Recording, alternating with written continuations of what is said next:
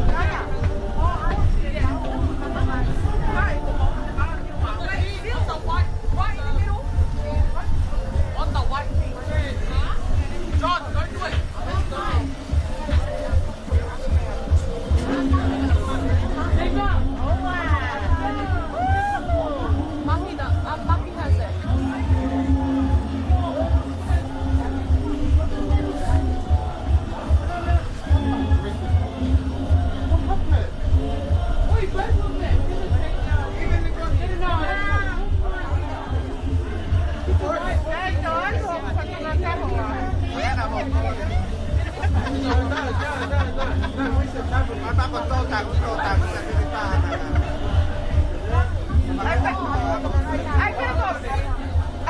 I can go do it if I need a food day.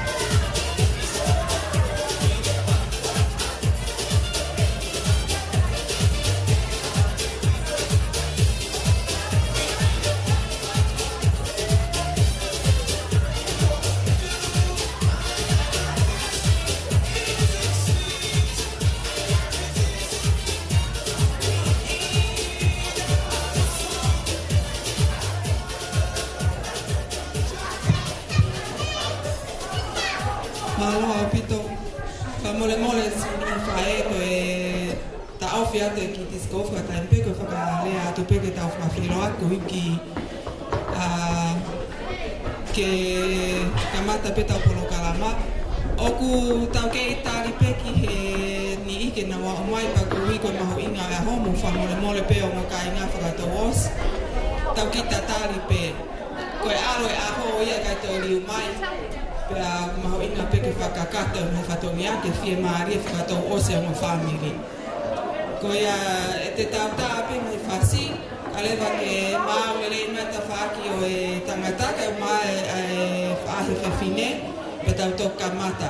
Ke tai whainga maari e pe tai mi.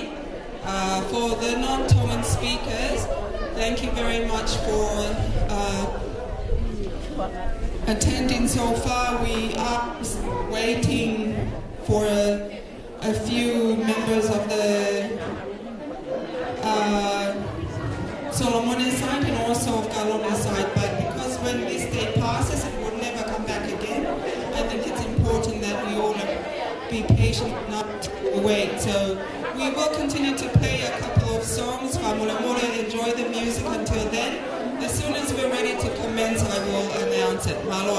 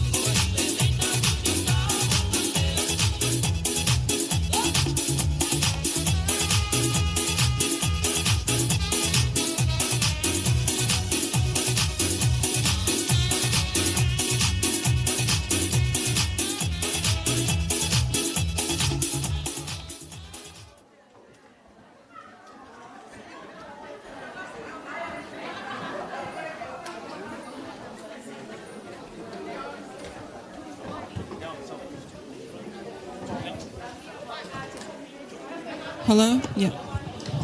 Malo au pito ko whamalo atu he si ngai whae whakawele vela e aho e.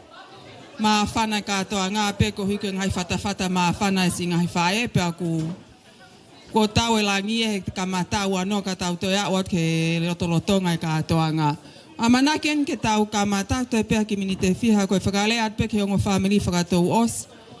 Pea teu ki whakalea pe angai polo kalama. Teu whai whatongi at pe mei mui mei hen ko hika e mau kakata o ngō mea ku o nau e aho. Te tau kamata pe ai polo kalama. E hu mai ai a kaloni. Kakala taufa.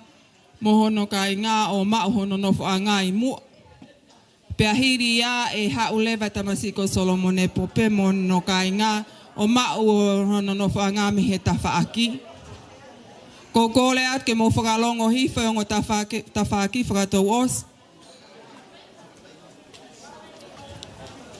Koe kai ngā o ngō mea whakatou osi ke mo teu mai lewa ka pauku mo mui mai he o ngō mea. Koe tai mi en. Ka hiri lewa pe mau hona nofo a ngā e whakaawa lewa tau katoa ngā ake tau loto. Por kalama anga maheni pe ia tau ka inga, tau ka mata mau pe mo e ki o ilo kusai, pe mo nu ia pe ai to aku hufanga ki ai.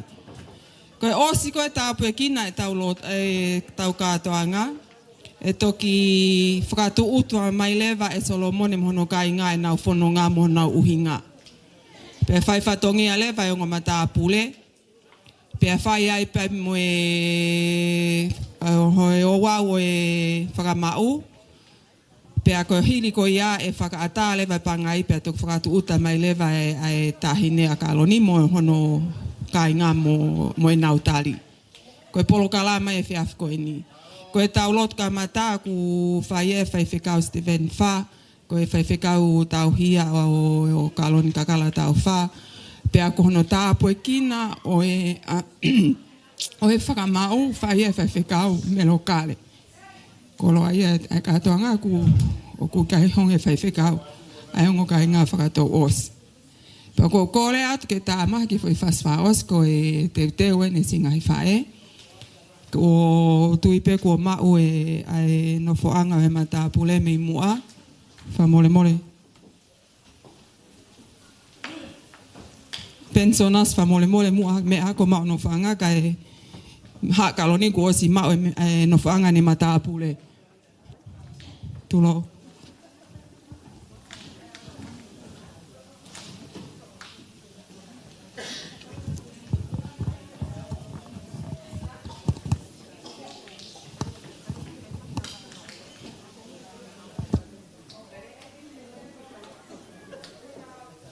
Mole DJ. Te tae mai pia ki foi faspe taha.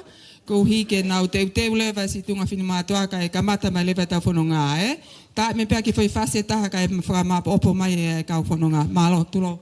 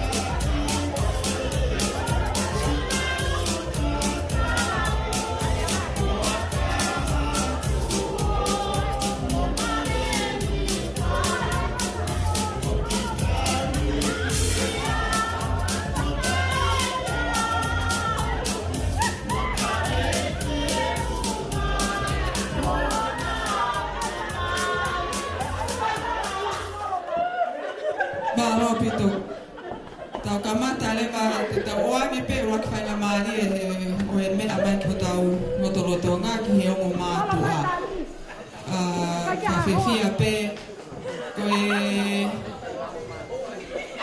ko e tau e me tahanai ku osi nei whaikatoanga e maari ongo mātua pe ko e nia na ki tamsinga i ko Paula pa nei au na ves nei hoangi ai aha ko ia ko e sa me te awa whitu. Ko e whanau, ko e tofia, whakakoloa ki ta mai mui whae. Ko e ahoni, ko e ni hona ofe whine lahi.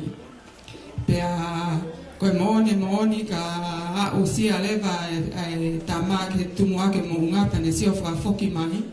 Ko e uma pe ku fōfo whataki e ke mo unga, ko e uma e ta mai mui whae. Pea koe vesi e oe o mātuahi te koe ni. Koe palo vea pe vahe hua tolu. Koe tukuange ta mai mo whae ke na fia. Manawa e whae na ne whanau i mai koe ke ne mawaba. Tā ma na whasi sa teki pa mo whale siu ta auwha.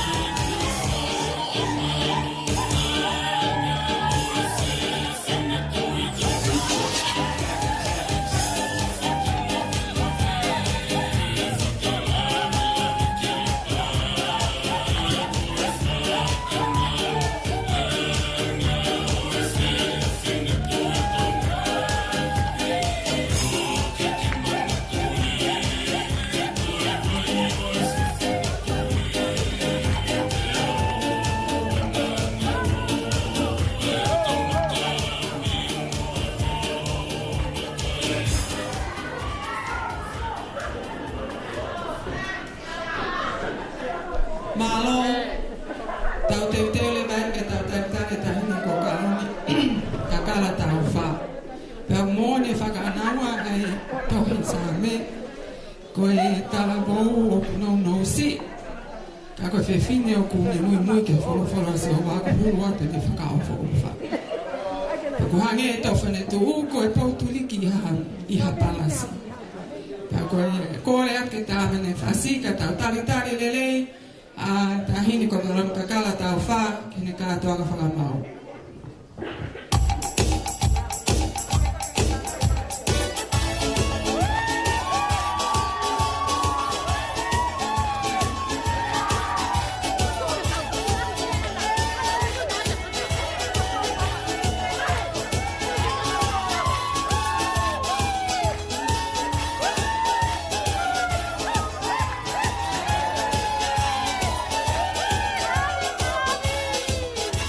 Hey!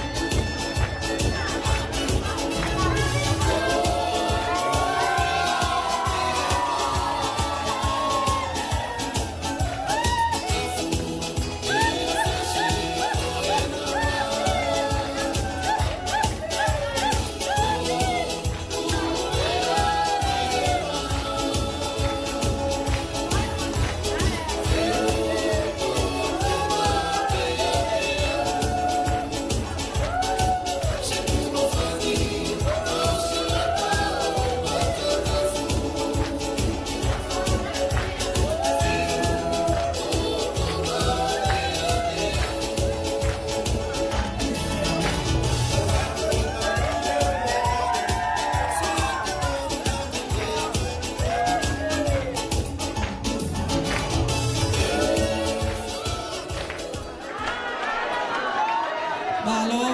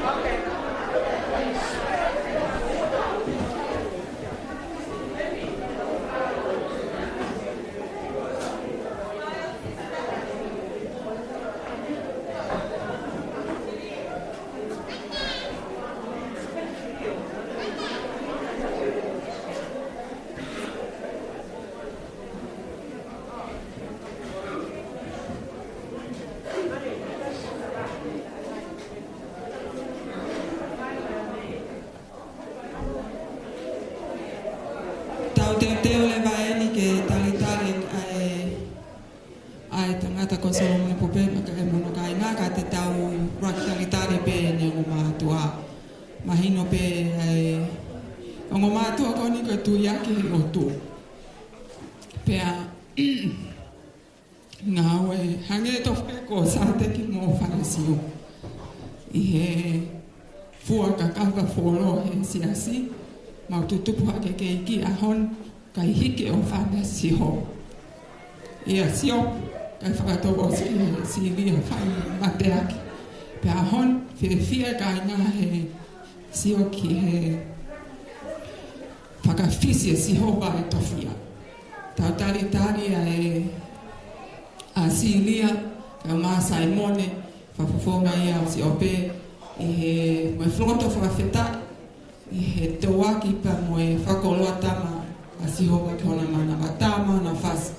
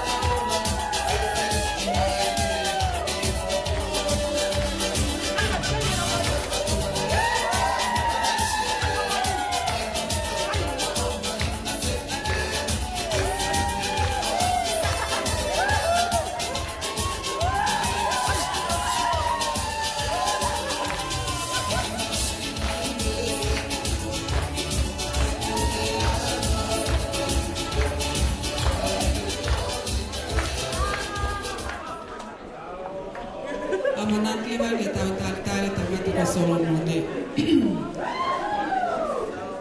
Koe va foki koe kamata ko Solomone peke a kalon. Ahon ke honoanga. Koe fotu tongo taha ma Solomone ke lo to whare o kalon. Fotu mai ku ha hiki moi whare ki mono kainga. Ko kore ak mo one tala noe toi palo ke ape. Ko e vai e tangata ku ne tauhi for si ho ba ko lungi e mana.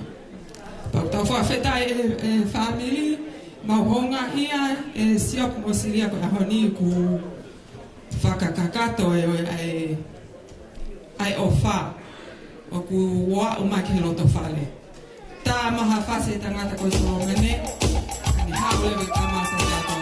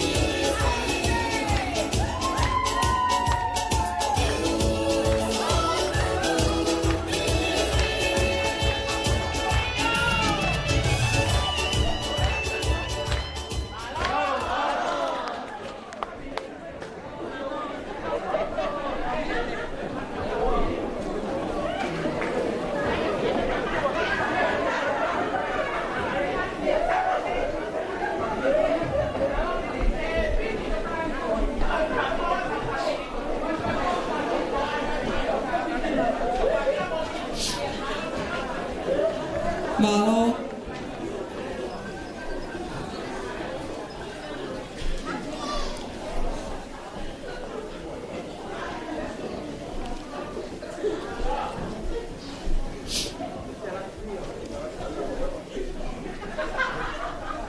Ko toi tua eiki. Ko toi tua eiki. Tapu. Pea mo eiko si sukalaisi. Ko e alo o ato naisi ho. Taha pe. Ka kone ai ka kano. Ke huhu e whahinga tangata.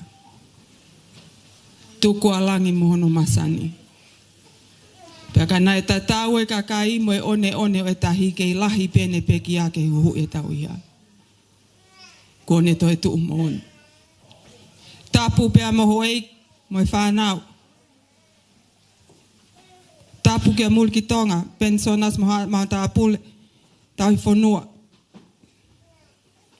Whatapu ki he ongo whahu o Solomone ka o Mao Kalon Kakala. Whatapu ki ongo mātua whakatou o se ongo ulu motua. Whatapu ma wahe ke kautaula eiki ko no whakoloa ai o wawe whiawhini. Ki a Reverend Melokale, Stephen Fa, ka o mai ka o tauhilot. Pea au sia e o whatapu ki ongo ka inga mo e tau whanau. Talangata ia te au, hu whanga i he lau maaria kua toi tua ato nai. A tā e panga i ke whai whatongi atua i ka atua ngai. Ai ofa kua wa otaki. Pak tau ka atua ngai maupea e ofa. Ko tua ko ofa ia, nei neke ne langi ia talu me mua i mua. Ke tau lea talitali kai te toi whakaroloa. Te oange ka ke lea maka tau whaka nou pe ko e wheta utu i pea ka inga. Ko e hili pe ko ia te tau hoka tu lewa e whai tau lot ka matapa tuk whai e tau le talipa hili ko ia e whakahoko mai lewa ka atoanga. Ko kole hen ka Stephen Fa, wha mole mua ka ne ka mata lewa e tau ka atoanga tapu e kina. Tau whawhitai ki eiki. Tau wha a whiawhia u toka he tau loto tau aimuha pasipasi makehe mai ta onu ke bai whirimuri. Ngaro. Kore pe ke tau hiwa pe himi koe ni, kore ke punake, kua i mai pe tau kau ki whamaro ia, tu oua, pai ake ha tau lotu, pe tau toki hoko atu.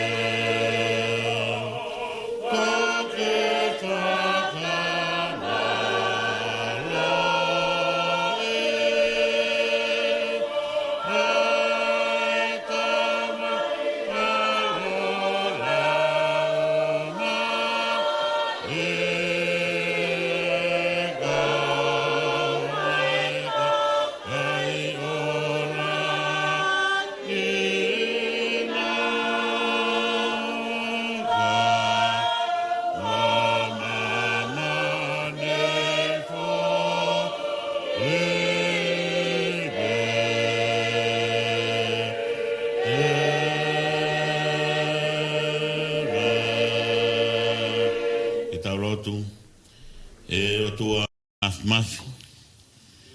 Koko e mau tamai taenga tae a Fiona. Ko tua lahi a ho a Fiona. Ko e kamatanga o e mea ko. Pea ku whakamā po pegi a Fiona. mea mo i kotoa pe university o mau iai. Koe i o kai puri pe unga hamea ke fonga e a Fiona. Ko lo no kumai e whanau a hou eiki.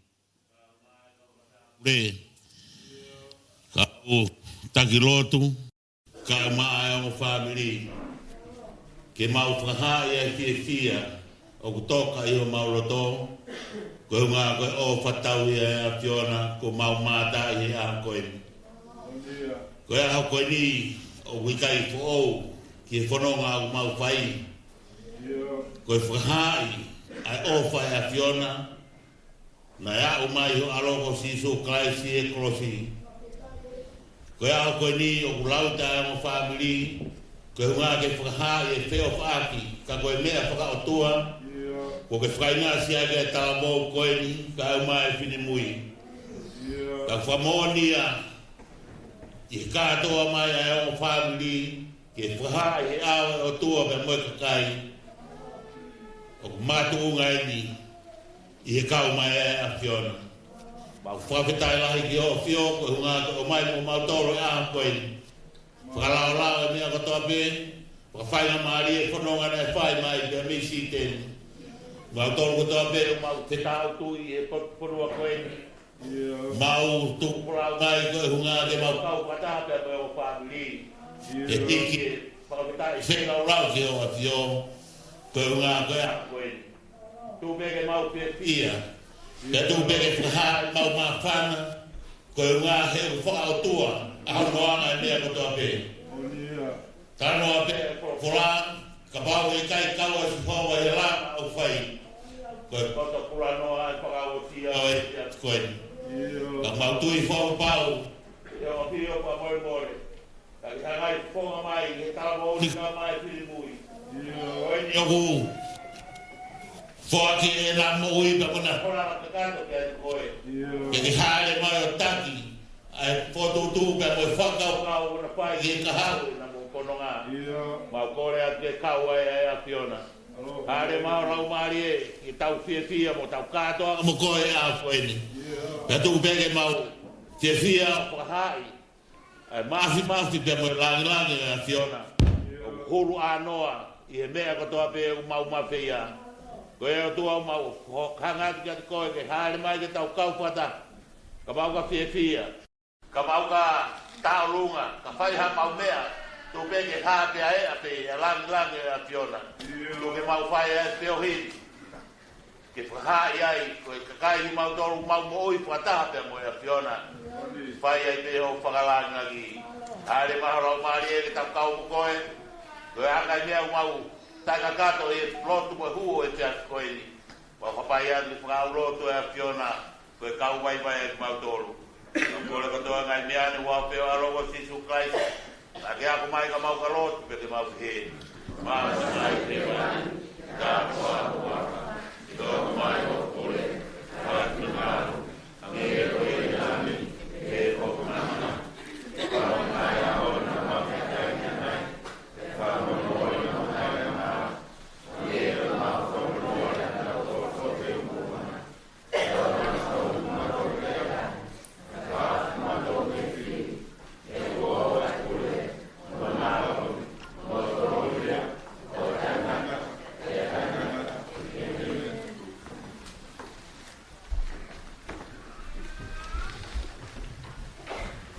Koe tala kakatoe.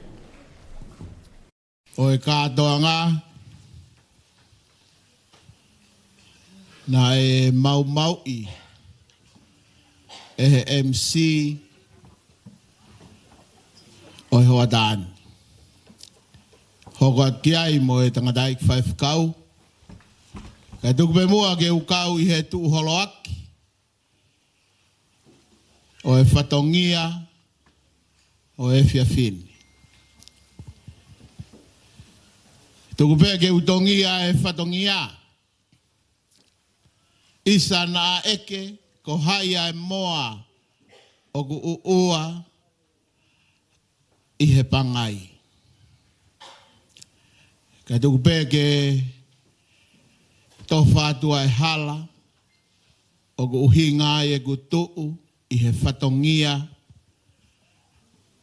ke taritaria i ki mautolu i he hoatani. Isa na a whakalanga manatu, whakatuputangi, koe manatu ki whaitoka. Koe hui koe whaifkau, koe ne mamao atu, ko sione binomi.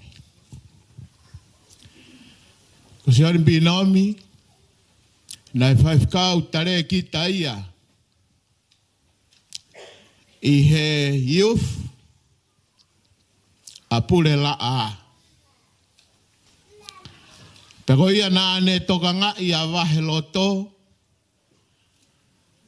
pia na nau whirewa ki motu a ta iloa ko au, ke utoka nga i a youth, o kaua i a kaloni, pia momone i he ahoni. Ko hui ngai ai kutu i he aho ni. He o kapau na ikai ha ane afi. He ikai ha ahoni. Pea whai mai e mauwhnonga i he iuf. Pea utange ki he whai whakau. Na e whakakata atu pea kaloni ki a mone. Fe ungai a mo ta so a mone, whakamato ato a mone ia ki a kaloni. Na e whakakata atu pe a mone ki a kaloni, fe ungai a mo sinkolo, fie ta apolo ko a kaloni, whakamato ato ai pe a kaloni ia. Ko a honi ia. Ko ofa atu ki he lau maari o e whafkau koe ni. Kune toka i mananga. Ka tuku pe ke u whakafofonga e whatongia, ke taritari ki mautolu, ki he o wau, ka mataanga, ho tau tuku whakaholo, ko e manako ai tangata i he whewhine, mo e manako ai whewhine i he tangata, pia koe ahoni, o kusila ia i ki naua, ke na whanonga i he wā i hala o au. Ke aho e whaitu tu uni ai o hange koe mana i kena i kāreri. Taritari lere i ki mautolu, whamiri tamai, whamiri whae, a kaloni, i he polokalama whakamau o e ahoni. Taritari lere i ki mautolu, family tamai, family fae, a Solomone, ki he polokalama, whakamau o e ahoni. Taritari rere isi ngāhi kau ngā mea, ko toa pēne whai wholau mai me sene, mo ngāhi state kehe, o Australiani, ke tau kau whakataha he whakamoni aki, kua polo uto e ofa, ai o tua, o whakahifo mai, i he ene whanau tama, ko Solomone, pia mo kaloni, i he efia fini. Si noi mea ke pepe, ko ki tau tolu, te tau taritari re rei, o hange, ko e polokalama MC ki naua, ke whakahoko e na polokalama whakamau i he fini. Ko koe au kai kia wat ki ai, ai rea taritari, o e hoa tā ko e tukpe mua ki he iwi, o si isu toi tu u, ke ne whakahoko atu, whakaau atu, ai taritari re rei ki mautolu, ke tau whe whakamoni aku whakataha mo e whaifikau, wamana ke ne whai a whakamau e ako e ni, o hange, ko palo veape, wahe tolu vesi ni maki he ono, ko e tau mua ngā ue ia, ai ongo mātua ko e ni, lewe e rea, tua whaat.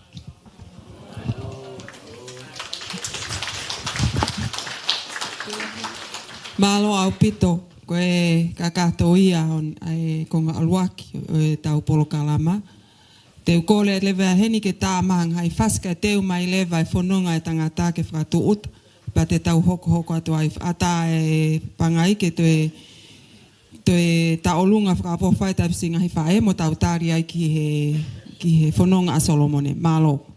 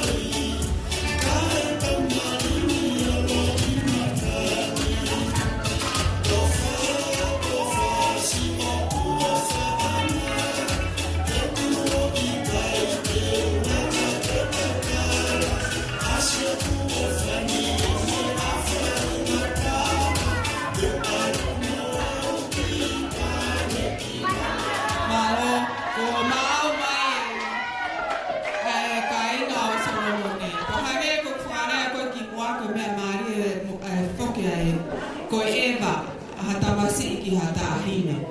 O kuai nau whakaotua e ana no whai ai e wā. Ka mata pehe tamasito o taha ki he tāhine. Peha nge koe whakahua ko whai he lea taritari kui nei whakahua pe ka koe ahon. Ko tui whio ai hua pa moe o wha. Pea koe hu mai e ngā Solomone, koe mo oni e nene o whaki a te koe kalon. Koe mo oni e nei o wha Solomone a te koe kalon. Ku i kai te whotu toko taha mai ki roto whare mo ka inga. Pea koe rea tuen a aku koe whae, ke mahu inga ia maari e. Koe si i whanonga mena Solomone, haumone mata pule, haumone ka inga, koe tā manau faste tewe whamiri o Kalonike nau taritari he fia whanonga Solomone, tā manu faste. Koe faste ene kui o Solomone, e tā e humai a ki pe Solomone e faste ku, e nei whau ene kui malo. Pas mai família o Kaloni te taritari.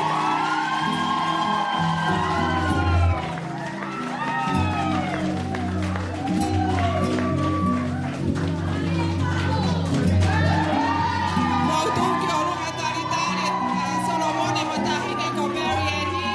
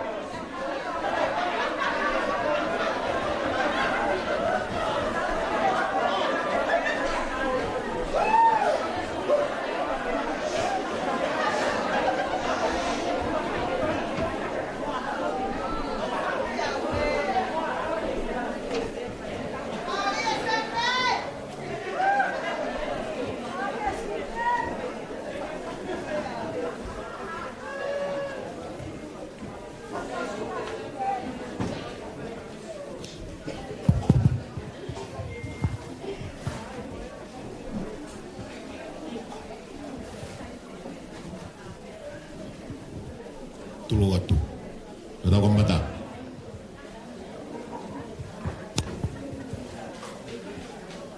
Wafita ye pakapakatoho.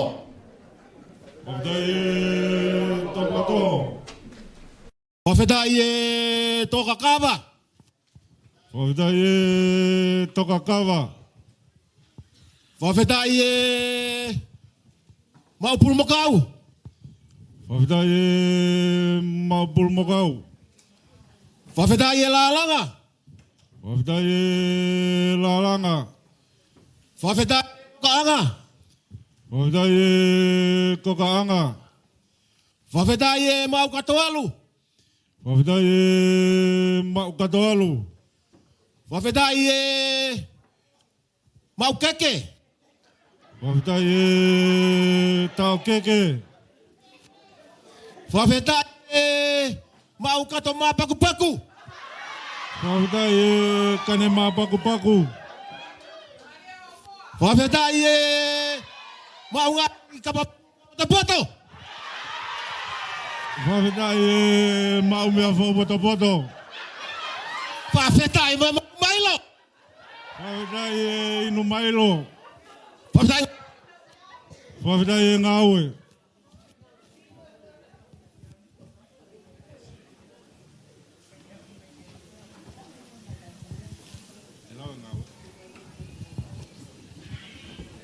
Ko ngawe grau.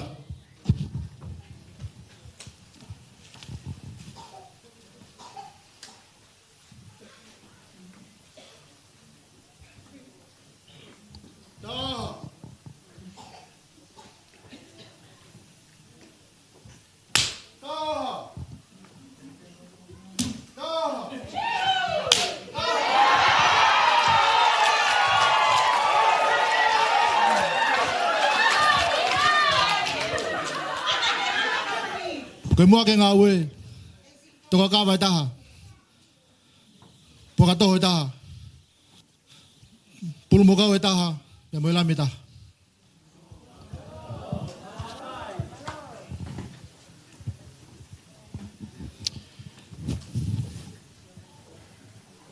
Tapu ke awhia e o toa mafi.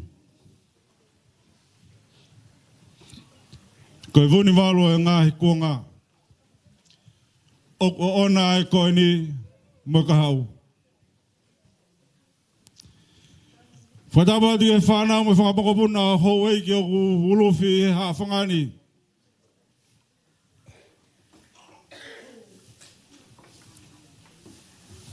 Whatapatu Paksonas. Whatapu e nei ki e tangata e ki Five Kaupure.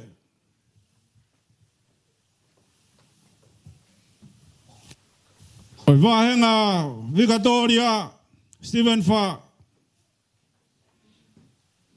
Pe ufatap. Ki tangata ki Five Kau.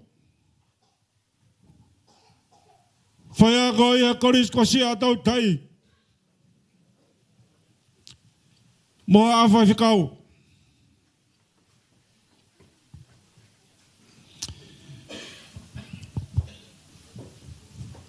Whatapu atu.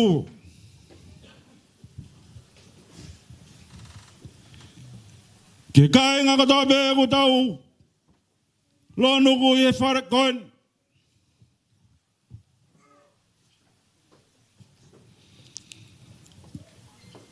Kai hui kai ki kātonga masiwa e ahoni.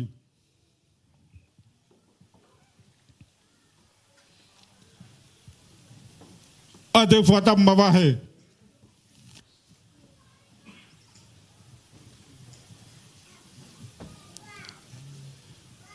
Te tōha mōk tō ngai u tai mālo ia e ahoni. Tahine ko kalon kakala tāu wha. Tuko ke puke whainga maari e koen. Ke whahoko ato hauku whanonga, te mohoku hinga. Te ke whahoko ato e whanonga apa mohoku hinga, Pakisonasi. O ko kore whakamore atu.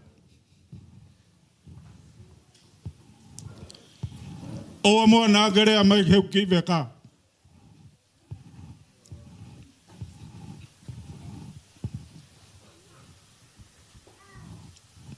He koe anga e siok masiwa.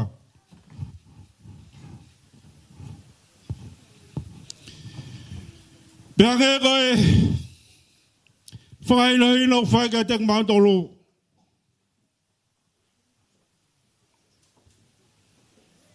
Koe ka muri ki mautolu ki tonga. Ka neo ngai ha mea ke whee. Ko hoke ia e loto pe mai atu mai. I e voi piri o te. Pe taulo e mau rau.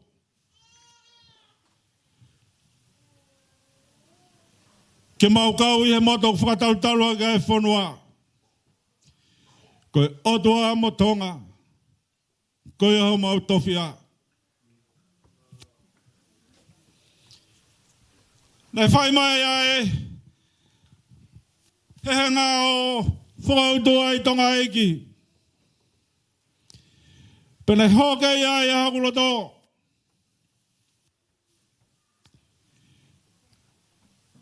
Ke whanga ko paluki. O ne hanga o kaiha ase uku tokanga. Ka kau hika i kai ke au lata.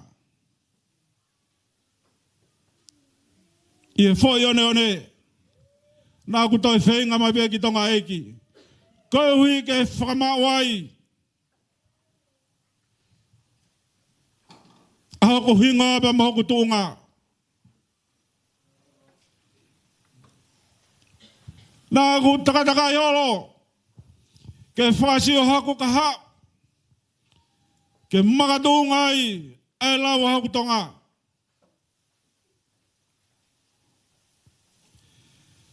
Whawetai nei whai peo no hino i pa mohono tataki. Pena aku he atu.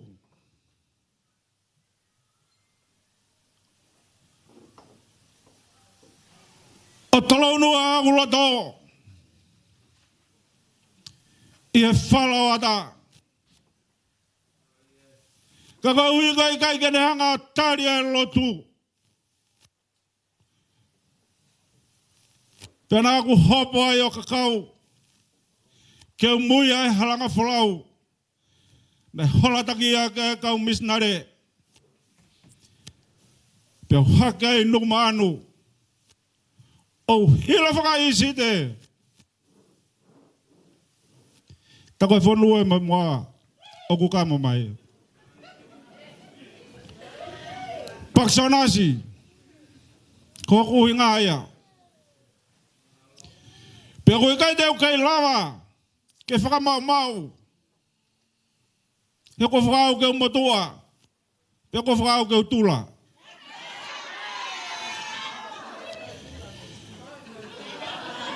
Pea koe hui ngai a aho, e ku tae maru ia. Ka hau mahok masiwa, he kumaino kia te au. Ko toi tua e ki ho moui. Kai keu toi lawa mea.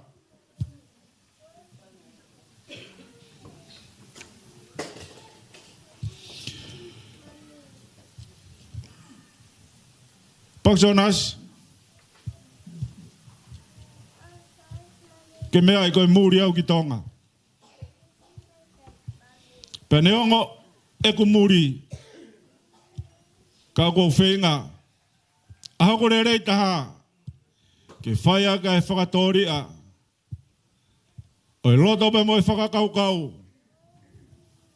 Oi lose pe me he whanu mo i moa. I e ku whakakaukau. Ko ia ia aho kunganga. Paksonas. O ko kore whamormore atu. Ka bau ko i kaiwhe unga. Ai mea ko foto moia i ho pangai. Hufanga atu. I he toi tua tau eiki. Lewe e malanga. Kau tau atu.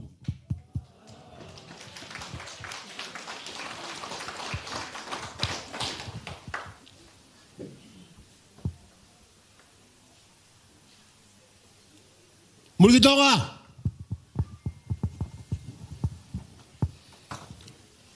Ko fa fita ige ekto tu. Ko ne fakata la maha ta mo ui. Pia ke me ama ki faren. Pa u fa tu atu me hen. Oku hen e ka ta la eki. Oku hen mo ha lot. Mo ha fa fikau. Fana wa ho eki, ha mata pure. Ko hai kitani ke detari e feito ona. Ko i umba ngā ua peau. O mawhito e sopo tāwha. Tuku mua ke hua watuani pau kore hanga fua. Ke u whatu talo ni ai. Pea talai ho ta whatongi ia. Wisa na anga whewhe. Ke u kau he lau. Ke u lau he kau. He ngā lolo halai walu. Honga niwa pa mo niwa. Funga mai taki. Kai pehe ki roto nuku alofa. Kai he ngai. Ai lausi pa mai fonu moe moa. Wisa pa na yanga fe ho fili. Anuku alofa te re pa mo hifo mo hake. Kau nofo o fifili. Ko hae tuonga ko ke viviri mai ai. Ke fonu moe moa kau maa lausi. Ko e kua tulo se e. Ko ke mea mai ki ai. Kuna wala lo ku tua. Pe kuna tuko ni ko teui hota aho. Pe na taha pe e kulo se. Pa na waia ke maheno. Ai o tulo se. O ku taha mate pe. Ko kaloni kakala.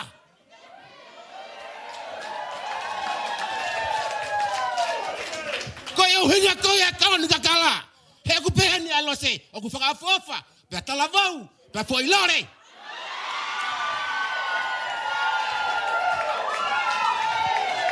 Pau te ke wakai mai ki ai. He oku ha. Oku alaha pe manoni kakala. Marie. Seukai. Seukai ni mo he misi. Ke la ka taimi. Mahiri aku ifiri. E oku loto. Muri tonga. Na hu mai pe he matapahe. Pe ke whakarea makateau. Hai hingoa ku ke aki. Obeat paksonas. Penakela me me pakahua pe na osi hangau o malanga ya paksonasi. Dia ngaya ko si tua tu. Muri tonga. O se paki, hawe paki. O se paki, hawe paki. Marie. Pakohono fakatata hai me ko paki. E paki paki. Hanga ko puama paku. Wafeta. Muri tonga. O ku hane nga ya kau. Koe malo ho tu taki uta. Tai kai koe whakate polo. Pako e honi. Sonke nau nafo hakau. Ko nau unu mai. Tō kanga. He na kau wale pe ko whātu a te polo kia te koe. O ia we whakapo. Pakso nasi e ke umoui. Muri tonga. Whafofa ho ta ho. Koe ku nafo me ku whanau. Na kai peka te ai hatai me tu ai. Ko lo tupe. Na wanga ki nau tolu. Ke mamui mui ai. Sa me ua tolu. Ko sa me manako me whanau. Kana e taha pe firi. Ai vesi. Ai sa. Inde ko kauni kakala. Tau pe ange ai. Pe ma pa kauni kakala kata paksa nasi. Whakaofo ofa e tau. Pa whanonga mo tau lo tu. Kana e taha pe firi. Ai sa me ko manako ki ai. Ko pe taine ka honi kakala. Te ke lawa lau me ka te au e same. Pako ni same na pe. Ta e tau piri mai ale rei. Mai alofa. Ia ku ngahi aha kotoa. Pako ku nofo i e whare o siova. E whai beo lau konga. Same ia ku piki ai o kofanga. Ai ku lose ko kangani kakala. Ko ke hawa paki e honi. Ko tari moloto fie maari. Ai mea ku ke whenga mai ki ai. Ka. Ko ku whakare atu, mana tu ia paksonas. O koe ke taha pe. Pako ia ngai au whai whatongia, koe tau hipe whanau ni. Ke hawaka aia whea. Eki, te hiwa pe o ofa. He aha moe po. O whai hono whakaiki i tai mo i tainiti. Koe whangania, koe ka whangae ku hou hou. Whangape ku nonga. Ka ngari hou hou pe, ko o wakai mai, unga ko ni whakaofofa. Levereva e malanga, ka mo tau atu. Ko ho whanonga. Ko ke whakatuta ya honi. Pe mo ho whaunga, pe mo ho kore, tuku pe moa. Ke whange kia tahinde ko kauna kawa. Ke me tari atu. Ai tari whakawhie mare ka te koe. Malo. Malo.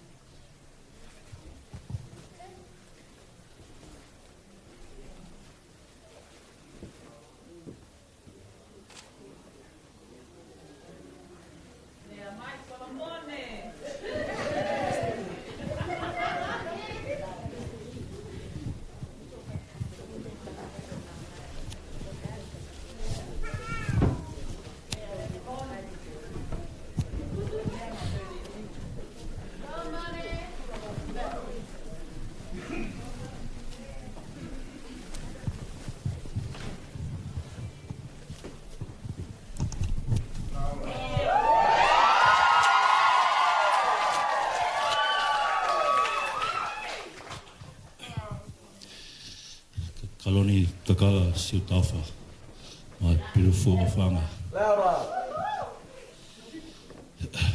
I still remember the day when Makaleta kept telling me.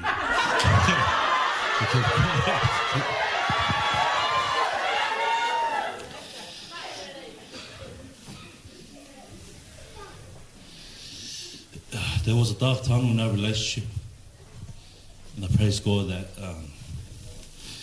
He showed us that light at the end of that dark tunnel. Fast forward 5 years from then, we're here now. I'm kneeling before you. You were there in my worst days when I had nothing. And not only for me, but for my family. So I'm here now, Karoni, to ask you, will you marry me?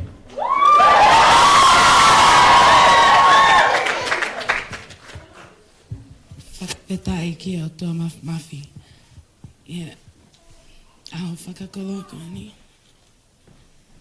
Solomon Pope. Yes, I will marry you.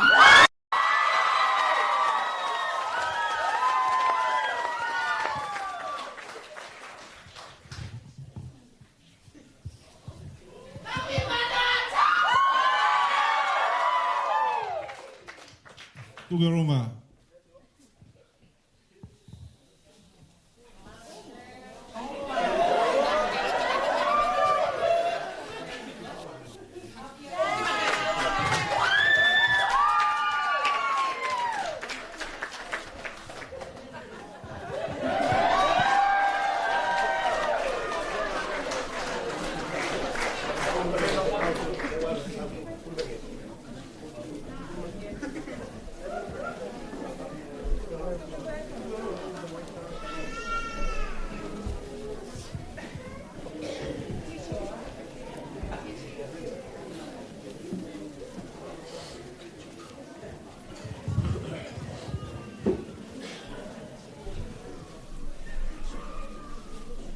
Whakatulou atu.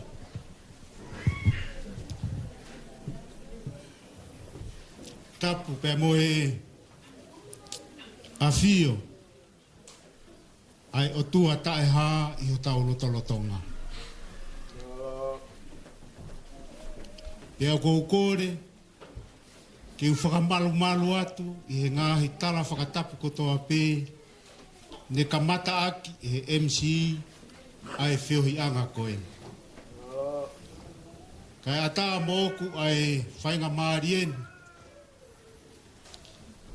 Ki wanga o whakafofongai, ha tau tala monu,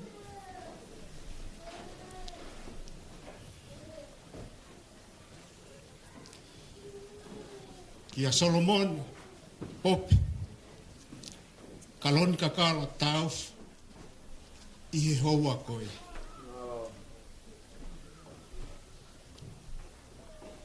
Neu fiu a whiwhiri. Pe koe ha vesi, pe me he wholofola, ke whakamaunga ki ai tala monu, o e hoa koe. Pea whiwhiri hoku lau maari e, pea mo hoku loto. Pea whawheta i hoku lau maari e. Ko lava mai pe i he pongpongini o whakautua i hoku whakautua a ngā. O whawhonga hake.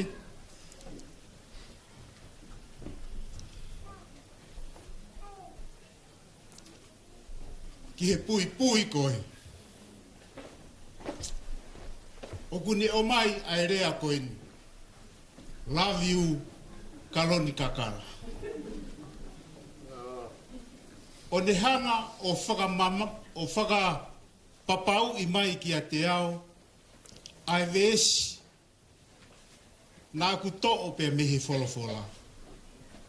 Hange pe ko ia ko mou mea i. Koe mea whai ngā taa, ke te hanga o whakawete vete ha vesi, pia mehe wholofola ke tu utoko taha pe. Ka kou pehe, e whiunga pe, ai ki whakaraulau loto neu whai, pia moe ahoni. Koe tālanga e ko whai e pakso nasi, e hange e kuongo whakawhie whia ki a te ki tau tolu. Pea lawa mai a Solomoni, o whakakakato a hono whanonga. Whawheta. Nā e kau e ki Solomoni ho ta whanonga. Ko Solomoni, ko hoku moko puna ua ia.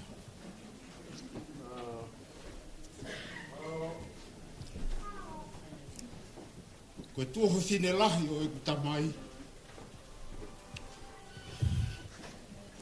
O ku tupu me ia Solomoni.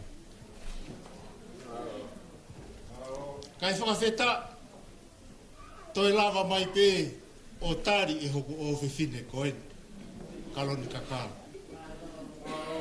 E koe a kou pehe, koe whaiwhekau au o e whamiri. Te koe ku tuu koe ni o whai e whatongia o e hoatani, koe whai e whatongia o e whamiri. Koe hiki ai whakawheta, pia moe whakamālo ki he otua, i he mesi pia moe alo ofa ko ne whai, o whakakoloa aki, ai tamai o eki, kai o maa e kaunanga koe. Kau whoki mai ki he vesi wholofola ko hanga o to'o, ke whakamaunga ki ai, ai whakaraulau loto te tau whai i he houani. Koe taha o i whakaloto lahi, ai apostolo ko Paula, ki he kakai lo ma, hongo fulu maua o i wahi, pe akuia i e hiwa e vesi. Loma, wahe taha ua, pia koe vesi hiwa, o ku hiki ai i he tatau a moritoni, ai ngahe pupunga rea koe ni. Ke ta e loi, ho o mou ofa. Whehia ia ki he COVID, piki tai ki he lelei. O kua utui tai toi vei ua, koe ofa ia. Kua kouna ki tau tolu e ahona. O kui kai koe hanga pe ki he ongo. Kaunanga kai umae ta mai o eki koe ni kia tau tolu katoa pe. Ke tae loi ho mou ofa. Whia ia ki he kovi. Piki tai ki he lelei.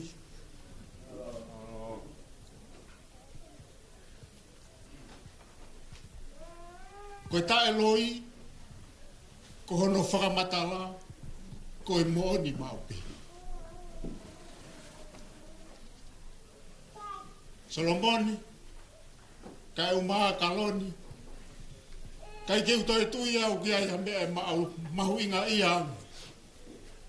I he whiohi te mo whai at koe, ki ha aho ko mo tuutu uni ke whakahoko ai ki maua. Koe huse pāniti mo ua i whi. O ka pau e ikai ke mo oni ho mo ofa. Ai ke tae loi. Ai ke tae loi e ofa. Pea koe whakawhotunga koe o e tae loi o e ofa. Whehia ki he kovi. Whehia. Pea ko mo osi ilo pe mo ua whamatala e kovi. Koe kukore aku, mo ofa mai o whehia ki ai.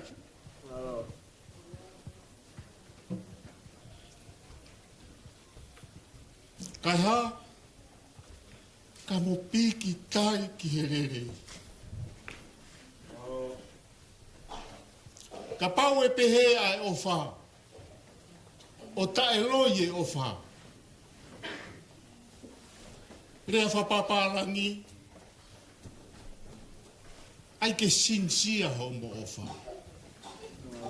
Ai ke genuine ho mo ofa. O ai ke hypocrisy ai ofa. Ai ke mon. Pea koe ku kore e pe ia e ahon. Koe mau pōpua ki talamonuia e fuukakai koe ni. Ua lo nuku mai i he ao o e wharen. Kia teki mo ua. Ka pau o ku mo ofa. Kia teki mo ua. Pea mo mo kaha au. Ai ke mo oni ofa. Koe ki pe ia. Tene solova ai palo parema kotoa pe o e whanonga anga. O ka pau e whai angi. Pea mo oni e ofa. Koe ofa koe ku tala noa ki ai apostolo i he pongpongi ni. O ku waka pe ia pe mihi ofa whaka otua. Ai aka pe i lau. Koe ne takato pe ai ofa whaka otua. Pea o maire vaia o whenga ke ai ha huri i homoloto o e ofa ko ia. Pea koe ne takato ia. Ai mo ui. O ku mo ilo. Koe masiva anga ia ngahi whamiri he ahondi. Koe mo vete anga ia o ngahi whamiri la i he ahondi. Koe hui pe he kuha. O ku loi e ofa. O ku momoko e ofa. Ka koe ku whakatoka ngā. Mo whihia ia ki he kovi.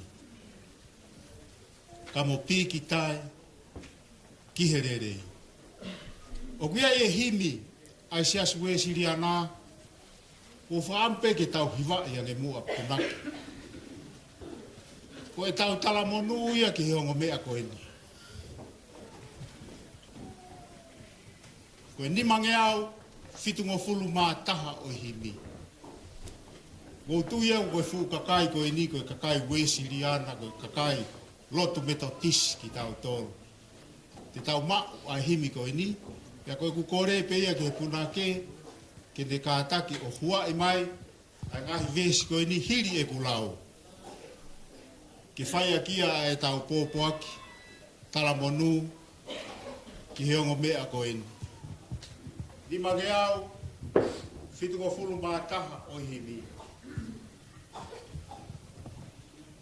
O whaange, ke liringi ki he whakatahani. Ai keresi ko tau eiki, o noidi ngā ue mai.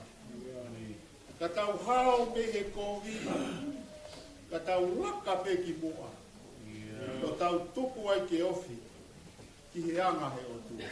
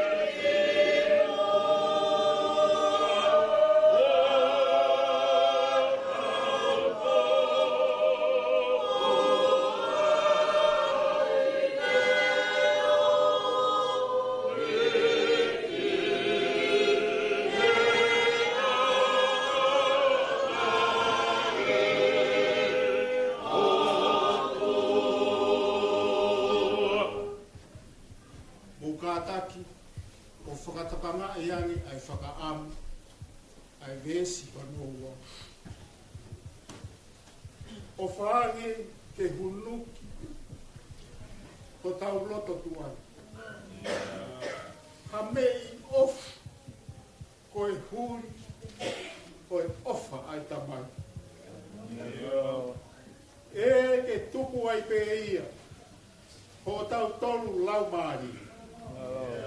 Fai o lo mia, ngahi ofa furite.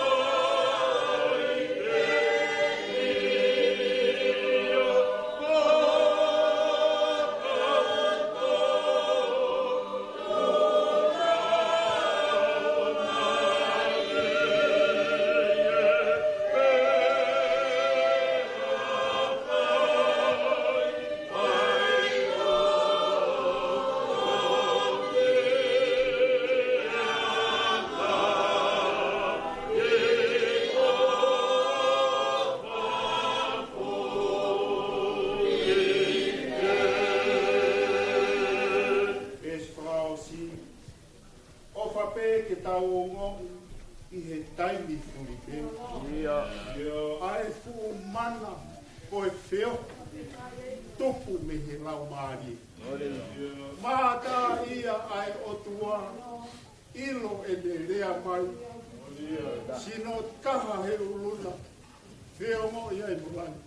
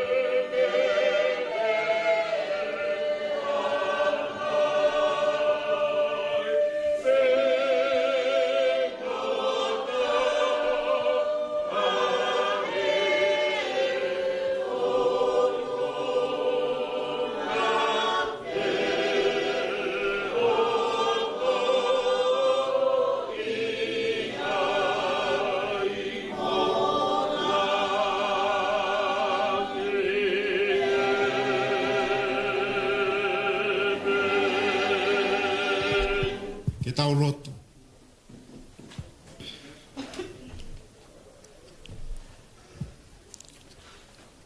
E o tua mafi mafi. Ko e o tua ta e ngata ai afion. Tala mai na te ki whakatupu ai ngahi mo ngā kua loa ka riu ai iai ai afion. Koe o tua tokai mananga a ho afio. He oku ikai ke puri peunga ha mea ki ho o fofonga mai ki a teki mautolo. Tala mai koe ngahi whakarilo rilo a ho mauloto. Oku tokai mananga e ho o afio. Koe hoa kua mau unu mai ke kau whakataha i he loto o ku whonu i he fie fie. Ke whakaha i atu a e mau whakawhetai mo e whakamalo ki ho o kau mai. O ku mau ilo i pē tamai a e whakangata ngata o e mau ngahi mo ui. Ka o ku mau hanga atu ki ho a fio. Ke ope mai ai kresi ai afion. Pea whai o humaki i ho maungahi loto ha mei ofa. Koe huri o e ofa ai tamai. Pea koe maulotu ia ki a Solomone. Kai umaa kaloni kakala. Ke whai ange kua hunuki ha mei ofa koe huri o e ofa ai tamai i hona loto pe mo hona lau maari pe whai ai e wheohi i he amanaki le lei ki ha aha ko ke whakatutu i he kahauna ke whakahoko ai ai whakaamu o kuna whakaamu ki ai. E tamai o ku fungani ho o alo ofa. Pea koe mau tangia i hoa koe ni ke tāpua ki mai. Tāpua ki mai. Asi tamai o ikini kai o mai kaunanga. Whakawhonu i he kresi pe ai afiona. Ai na moui ko e maulo tu ia e fai pe firi ia no fai mamanako ka ku maunga ki he iwi mo ma fai o lau maari e ke homai lau maari e o whare i he ongo me anu. Tuku eiki. Ke na maui loto. Ai ka kato. Moe mo oni o ho o wha. He ka pau. E mo oni pe na o wha a ki na ua. Lawa e mea kotoa pe. I kuna. Pia te mau fie ai i haa. Ko e maulo tu ia e tamai. Ke tāpua ki mai e whakataha ngani. A ki mau tolu kotoa pe o ngo family. Mo ki mau tolu kotoa pe ngahi maheni. Mau kau pe ke whakamooni. Ai mahu inga. Ke mooni e mau ofa. Owe loi. Whehia ia ki he kovi. Ka mau piki tai ki he lelei koe afiona. Tāpua ki mai a e o tua ai whakataha ngani. Huluhake ho tāpua ki ai tamai o eiki kai o mai kau nanga koena. Ko e mau lotu ia mo e mau kore. I he huafa pe taha ho aloko sisu Ka koia aho mau whakamo ui. O kuia e ki hiwa.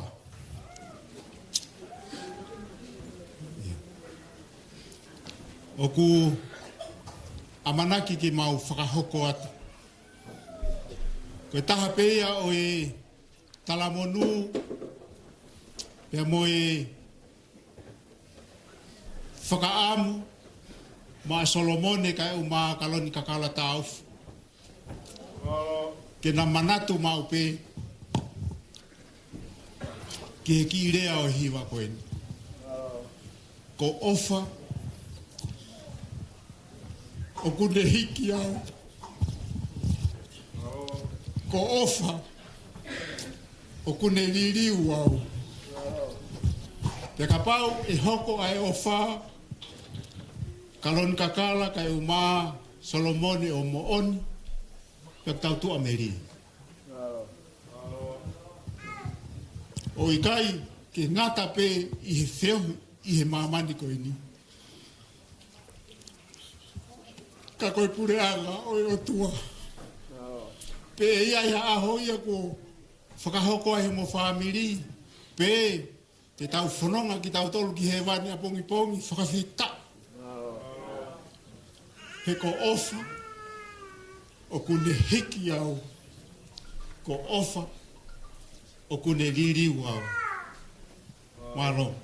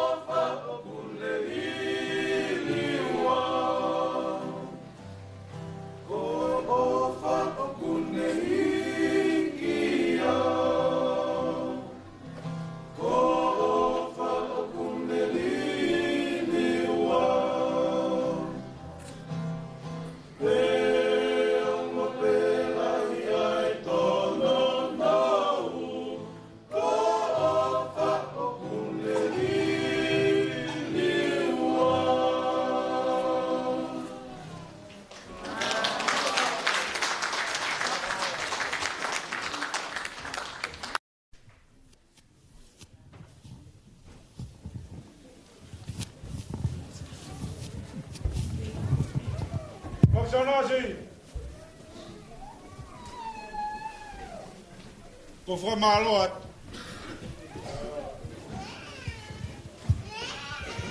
Fra maloat ho tali lele ho fonga. Ika te lawa e to no. Ika te lawa ta kakato fatongia.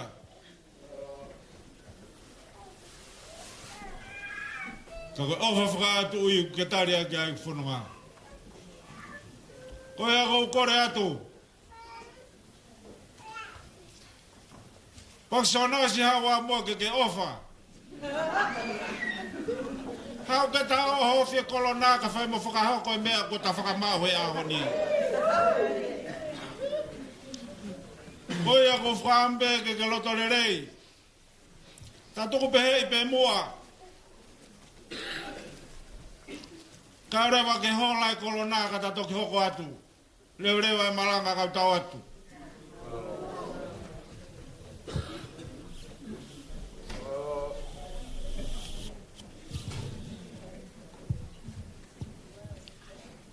Ko whakatulo atu. Whatapu ki a whio a lau maari e maunio ni ho tau hauhanga. Pea kou kore ke whakamalu atu he ngahi tala whakatapu ko toa pē ko ose hono kamata ki ka atoanga e aho koeni. Kai a tā mo au ke whakakakato a ngahi whatongia a si ngahi whae masiva a Solomone. Pe mei he funga unu tolu, mei hapai masan.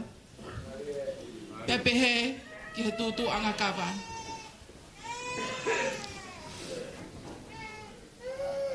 Wha mole koe anga ini e mau nofo fe ofo whani. Koe kai ke mau toi lau ha mau tu unga pe tafa aki. A te mau tu ke tari anga i whatongia ko toa pe.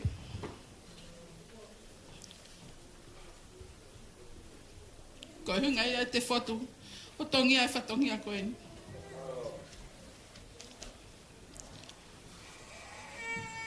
Koe wala whakamau o Solomone popehe ah koe ni. Koe ki e tonga whatwha awhi aki ai ngā tulau nima. Koe noo o hono wala. Koe fuatanga. Fungani aki. Ai kie whakahapai kua tohi ki ai hohingo a kaloni. Koe tuku anga o wala o Solomone he ahoni. Koe whalafihu te kumi mānima. Awhi aki ai fuatanga fisi. Koe koloa kotoa ko ia. Oku fuaki pe ia. Ma e wha ere a kaloni.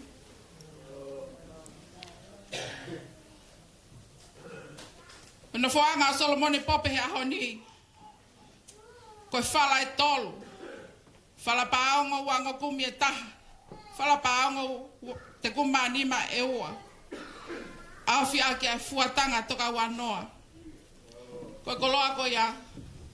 O fuaki ia mai whahu o kaloni he ahoni. Veve heanga kawhalawa.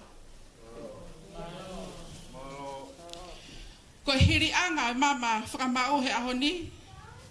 Koe whalafihu te kumanima.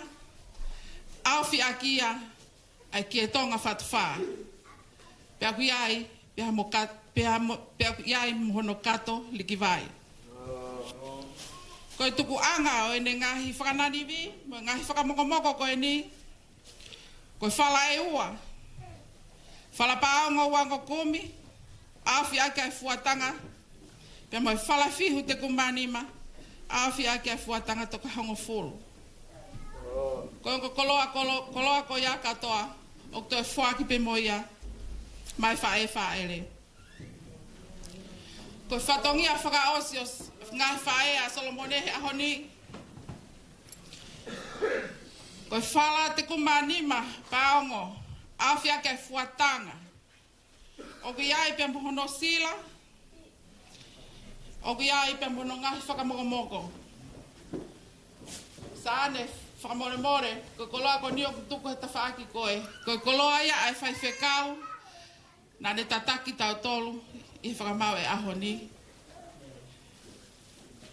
Whai whekau melo kāre. Ko ngā taanga ia, ai si whai whatongia, ngai whae masiva Solomone he aho ko eni. Whakamua mau ngai lotoa, ngai koloa mahu inga, mama ko eni. Pia mau hila ki he langi, ki he whetu umba hono mahina. Kai whakamanatu e Sihova. Nā ne whaua e mamani ko nio awa tuku ia ke tau kakapa. Ke tau nofo pe i ho tau whiunga. Whakamalo atu. Kai ai hatoa whatongia e kai toa mo tau mo mea mai. Whamore more ia ngeau koe poto pe ani umui. Pia ko si ngai whae masiva pe ki mau tolu. Tu au whaate.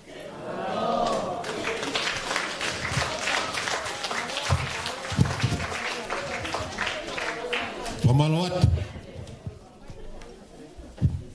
Muri ki tonga.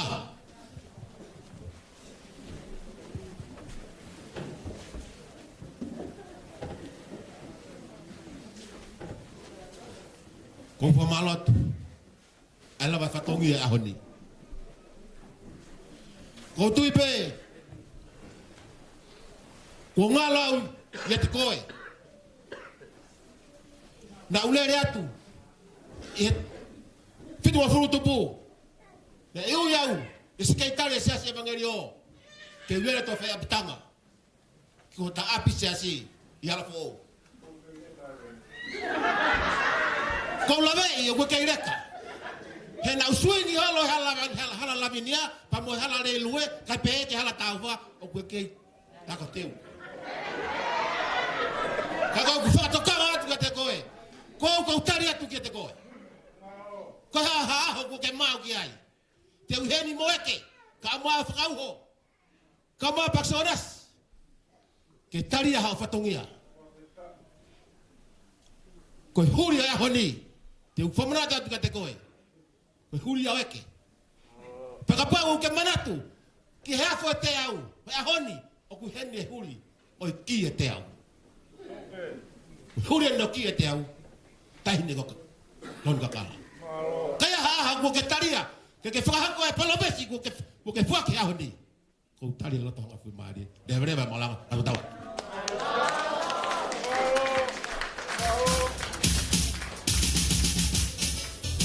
Kata ki ko patongia, kau be ki pendo, patongia malo.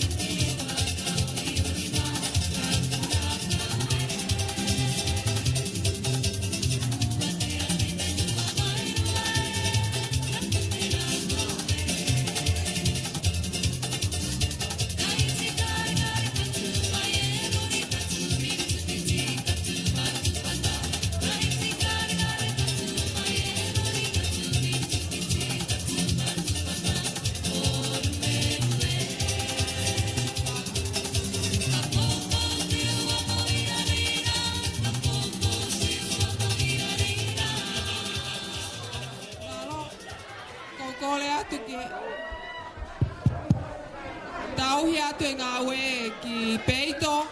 Tā mai tau whasi, pia koe taim koe ni ka ku ke whihau ai au ki tā mo mea whakamau.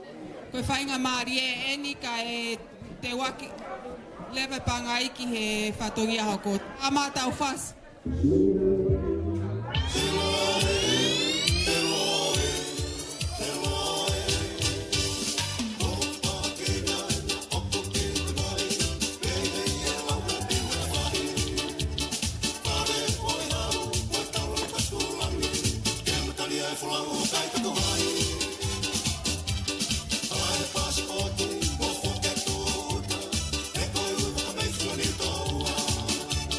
Vito tau isa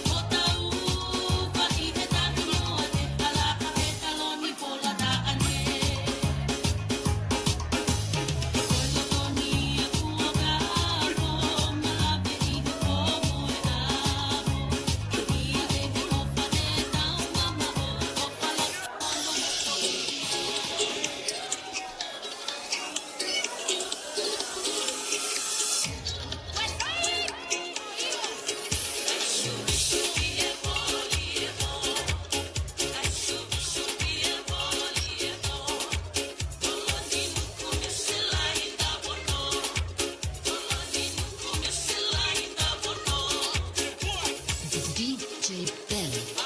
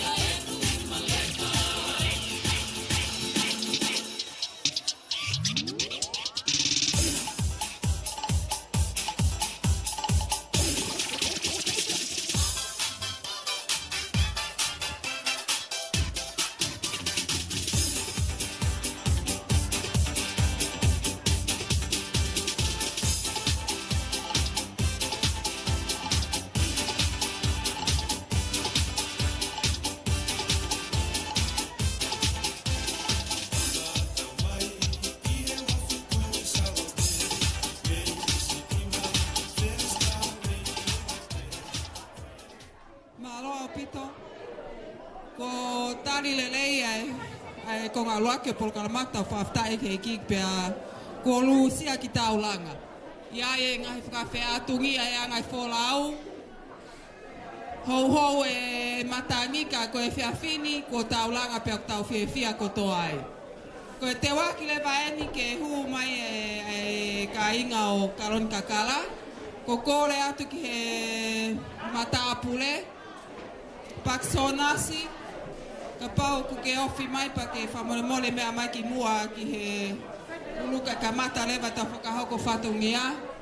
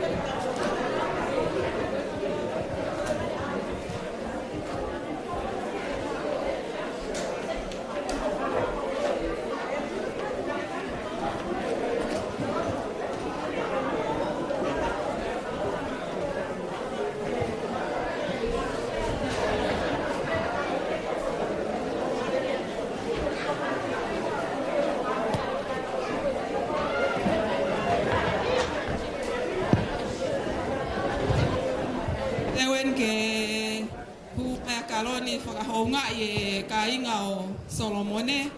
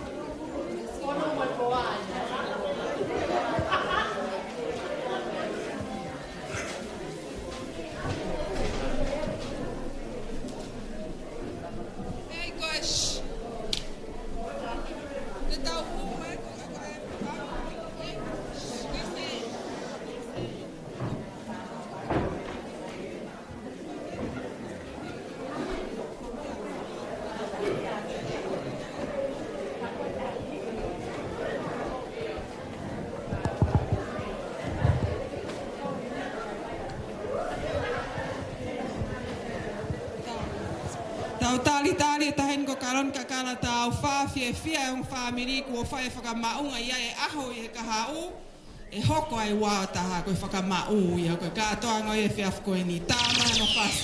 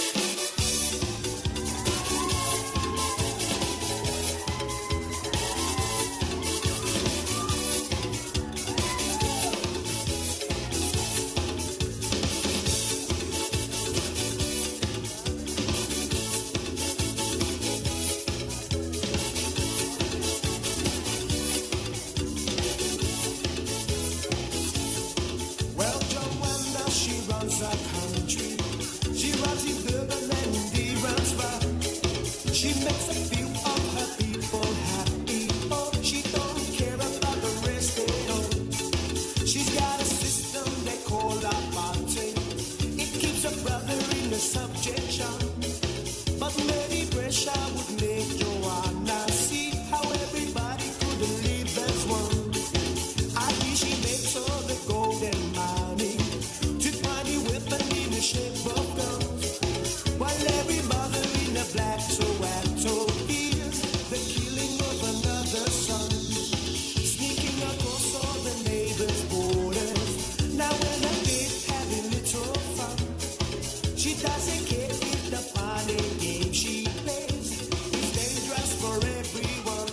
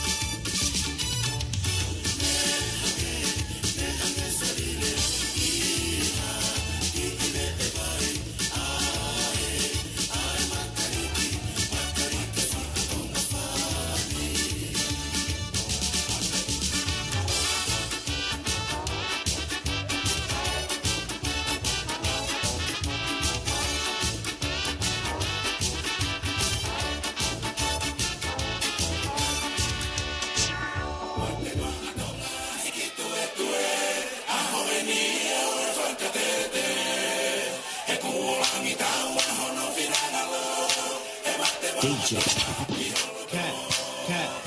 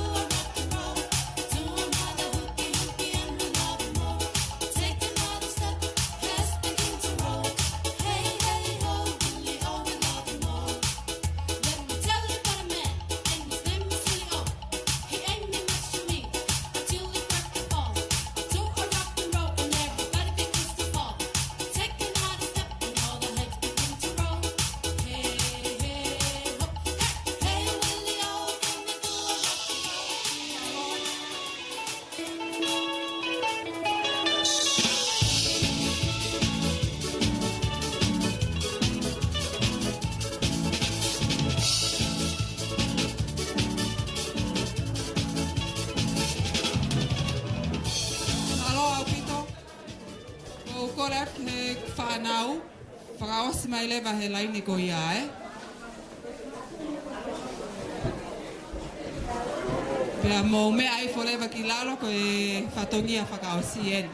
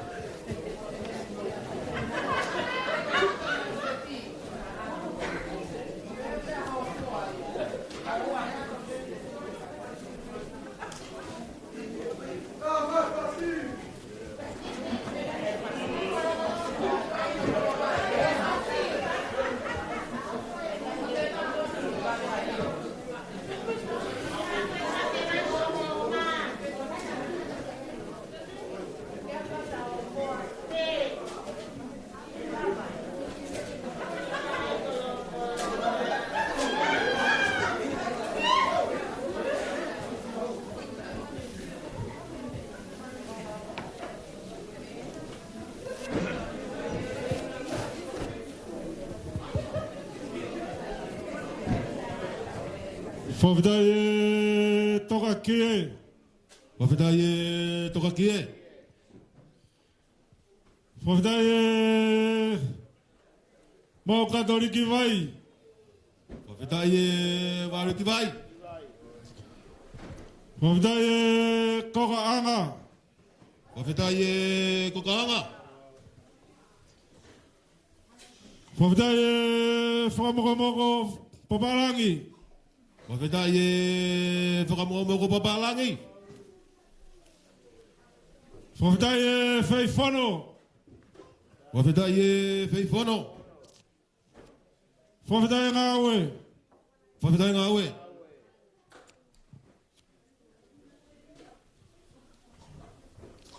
Muri ki tonga.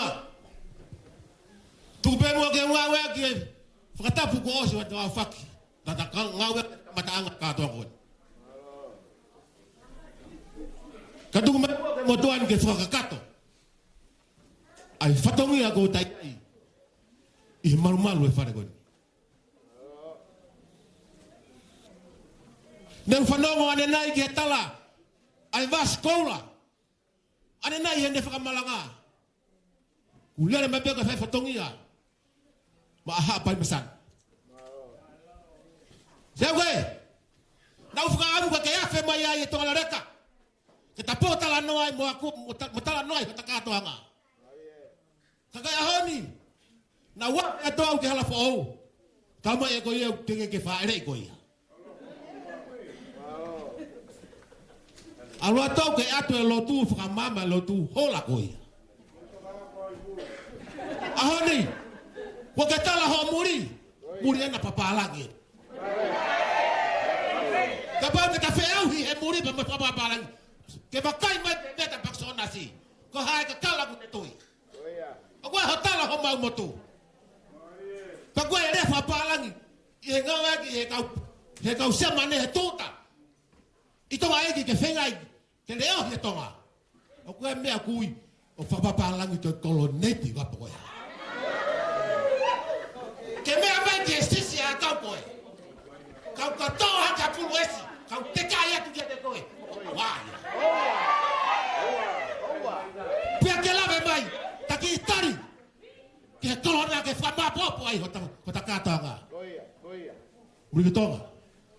Ke mea. Ka ku ke tuai koe. Mai hai na lo ke takai. Ka tua ka lo fa mete. Ko nga aku ki ko lo. Pe me ni te ke iu ka ku. Ke fa ta kātanga.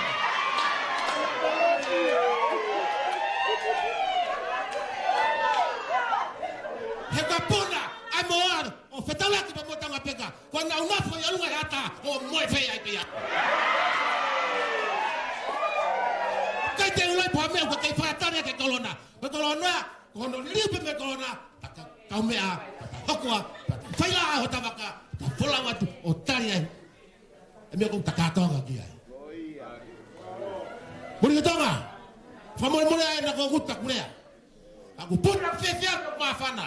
Ko framwa re mai a hon ka ku toy ona mari. Takamata tawa hon. Ko filma no fe ngai. Ke ma puke vai ho sa personasi. Ke la personasi. Kau rei ua katoa kau kapere. Personas value ko tia. Muri kitonga. Ngari ko pego ngutang lea. Mo mo ya. Ko ako tuku hawa. Atu e mau ke fa ka fande fua. Fono mo ako ke ko fola ua. Malang ko tawat.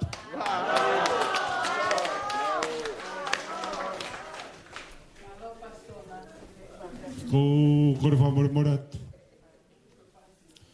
Ko i tala fata pue ko tala maka pui. Ko ke hu fanga toa. Tumo ke muri kitonga ke ne fa ka ta fa malo. Ko hi ko fa foto ke fai paksonasi. Whawhetai lahi o lau maari e. I he toka i ku ke whai mai ki a te au. He koe tae iloa pia moe masiwa kita i hara whanonga. Ka he o tari loto whia maari e ai whanonga ko whai. Te o patahera atua e mo ui. Paksionasi. O mahino ke te au he ahoni. Taka kalasio no tō lahi koe. O tau nofo he whanua murini o koe he no tūtuni pa whanua lao. Ko whotu he pure anga ke tau mui ki ai. Hui ngai ana ku whakakaukau ai ke tahanga o hofi e kolona ka toki aha ta whainga maari. Koe nai aku ke viri mai koe ke ta airewa. Ka ke kātaki. E pure lao pe moe. Tūtuni ai whanua. Koe ana ku pehe ai ke tukuanga ha ta whainga maari. Ke maa atu e kolona ka ta toki hoko atu e ta whiawhia. He kumahino pe ki a te awia e paksonasi.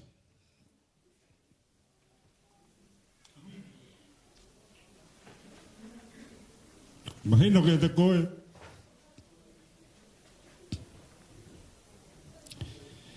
Ai ku ware i ho whanau tama. Pe neo ngoi lau mai e lau ki e me whalau ata. Mo e koka anga molu. Pe me funga tu fuhu. Mahino ke te au. Ko pretifika pe mo e resi sita. O ku e whanu pe mo e moa. Pe koutua e peke mui atu he whine kui. Ko pisila kanongata. E ko pisila kanongata. Ko lahi tahaia. I whanau e tangata eki ko whanua. O kui ai e whine motua. Ko tu buanga Solomoni. Pe nea mai hapea ke whee. Paksionasi, o ko kore whaka more atu. Ta nofo pe mua ki he lao. Te koe mea te tahao ai. Hanga e koe whare ina whaka kolo aki ki tau tolu he tangata i whai whakau e a honi. Ke nofo pe koe ki ai mai e kovi. Whehia ke kovi paksionasi. kai tolonga e tau whanonga. Ane ongo ia Paksonasi o kou whamalo atu. Whamalo atu he tari loto fia hau whanonga. Pe hange koe lawe nei whai ane nei. Ne ongo e lau kia me whalawata pe mo koka anga molu pe me tunga funga tofu. Koe peretika pe mo lai seni e whanu mai mua. Pe te no whai. Pe te no whai. Koe hui. Ke whamahino kia te koe. Ai tokanga pe mo manako ko whai e o whanau dama. Ke kumi mounga e haku kaha. Oia, Paksonasi. Ka ke whamore pe mua tau mui pe ke he lao. Tau tari pe. Kia tai me whainga maari e ka kato he kou lawe. O gaya ngahi kup whekawaki. O ngau nofo moala oa mai. Ke kato anga te tawhai. Ka tahanga mua whakawhainga maari anga taimi. Heilo te nau lama mai. Ke tau ka whakataha he fia o tau amana ki atu ki ai. Paksonasi, o kou ilo pe holoto. Te au mahino pe kia te au. Ka mea ia kou kore. Tuk pe mua ke ta whanonga atu. Ko hea tu tun pe mo tataki o kwhai he lau maari e. Ko mea ke tau whakangongo ki ai. He kai ia taimia ai o tuai hala. O ku tonu mau pene taimia. Toko lau mai ho muri he ke ilo taim whakamuri. Ko taimia o ku tonu uia ke tau whakangongo ki ai. Ko wawalai atu ke te koe Paksonasi. Pea pehe ke kaenga pea me whalawata pea mo kerea maka. Iho mo tari fia ai whanonga ai muri koini.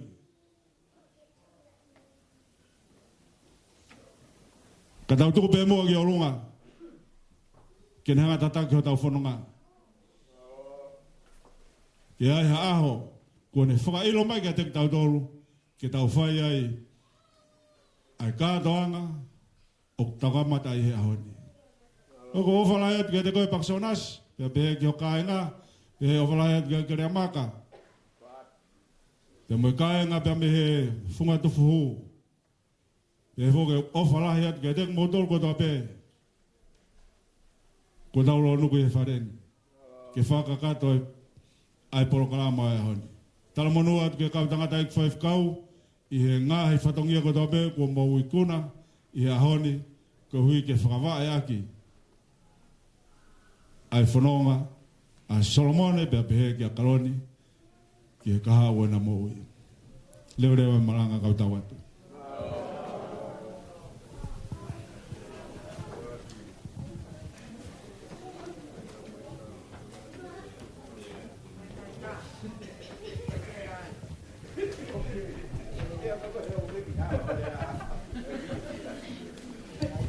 Tulou.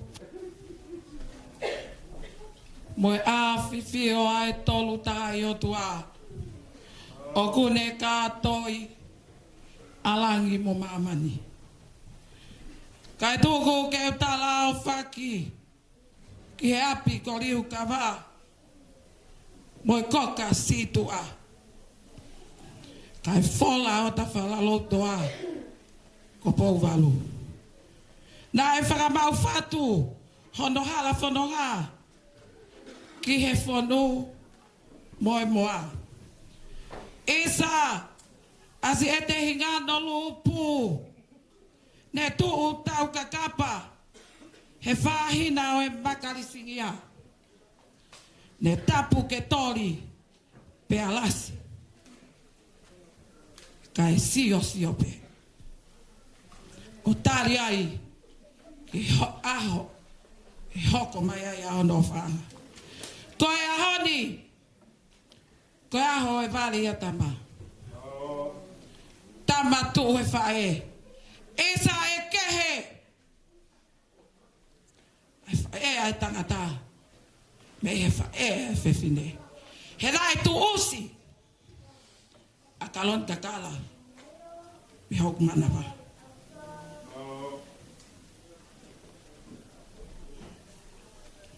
Ahoni, kua fia pakilangi. He nā ku moa uri I ki mo wā. Koe uhi, koe ahoni.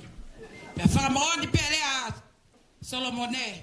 Hei kai ngalo a rea makeleta nai whai. Solomone, whakawhetai he ki. He koe ku whiri ki e ku whanau. O ko to'o bea la lahi pe.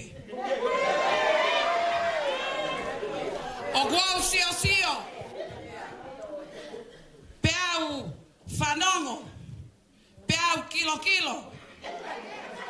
Hataha. E alu e ku whanau whewhine.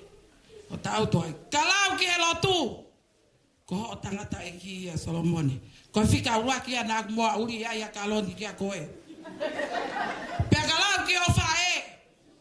Isa. O kui kai toi e ke I o whae. Pea kalau ki o me ki tanga. Nā aku toi whiri I pe e au ho me ki tanga e honi. Ka kato e ku moa uri. O whakatatari ai ki a toko nima e toki hoko atu. Ka tala hoku uhinga.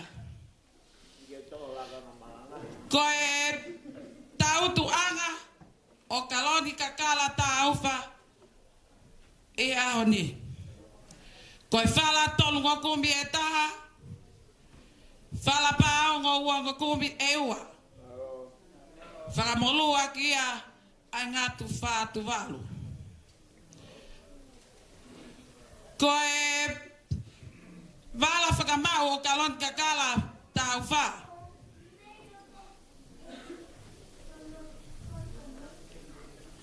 Te mou whakalongo whoka ere ke mau o mou whanongo. Kai tuku ke ki pure I mou tonu. Koe wala whakamau o kaloni. Kakala. Tau wha. Ngatu whātu walu. Kia aki. Aki e tonga whātu wha. O ki ai mono kato e whinanga. O ku hiki aki ai ki e tonga whātu wha. Ko e tuku anga e whakamokomoko. A kaloni kakala Solomone pope. I e ahoni. Whala paongo uongo kumbi. Awhia kia ai ngatu whātu walu. Ko e tautu anga o kaloni. O ku hiki ia. Pa moe whahu a Solomone. Ko vai, Violeti, tuine au. Ka oku iheni ono whakafofonga. Ko Meleane, hoka whonu. O kufoaki ai tautu anga. Ma Meleane hoka whonu. Ko hono toe, o ki lou veve. Ko eni, o kufoaki ia pe mai whae a Solomone. Siria, mele tamanika. Pope. O kufoaki ia ma Siria. O ki ai mo ki koloa whakalangi-langi. Ko e koloa ia, ai whai whekau pule, o e wā he whanua a Meripoane, Stephen Wha. Whala wanoa, awhiaki ai fuatanga, pea ki ai mohono sila, ko e panga e tahawhi. Ko e whakalangi-langi whakaosi, ko e koloa ia mai whai whekau e seti fine. Whala te kumanima, awhiaki ai fuatanga, pea mohono sila, ko e panga e ni mangiau. Ko ngata e whai whatongia e whakawhae kalon kakala e aoni. Ko maunga tanga e koe toi tuku a lelei. Ke whakafofonga ia ke e tarango fua. Ko ke hanga ta na ki mai ma to fa e a koi koi pale e tala ko fua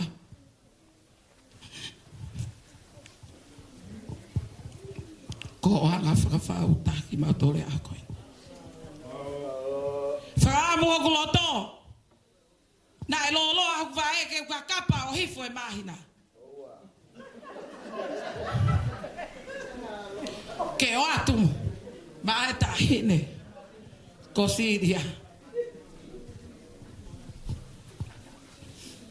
ka e fe ko tau tala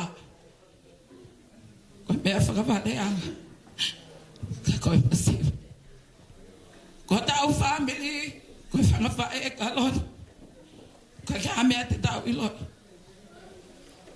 o kula ba mai ulu ma lumba to family mo ko e fa ta ki ma to ko me ape mau ko tau olu ape ko me ape mau ke mau mo uli ko pang mau fie ai e hon ka ki kai ka to ai fa tongia fa e pe tuku pe ia ko si hova sa paoti to ta pe ia ka to okay, eu falar já tu quer ter coisa Solomone. Ngata ele é. Kau tahu tu.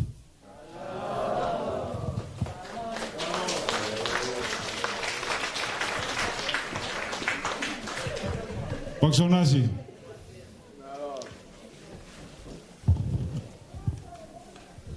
O goia ele é me fanga ko paluki.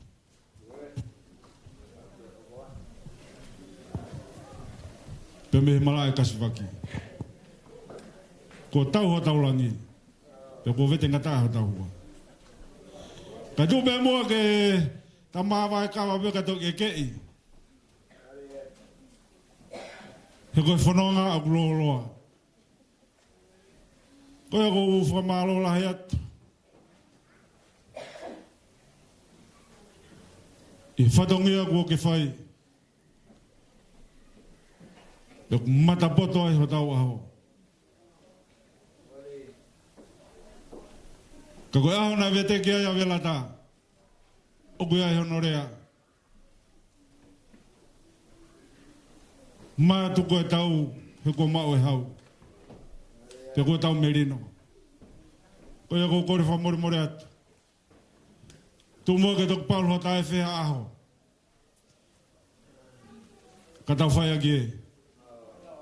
Kuo ngā e taimi. Leo rewa e moranga, kau tau atu.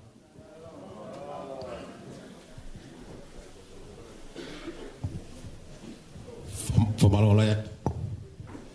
Muri ki tonga. Ai tongia tau whatongia e FF koe. Moni whalotu. Merina e hoko whakauta e ahoni. Panea ngoi maulungo ngā. Anea ngai mau sakiki holo I pangai koe ni. Mau peula pe. Te hatu toni. Mo taimi ku fa ko ai. Ata fatonga. Levele ba malanga. Ka ta bat.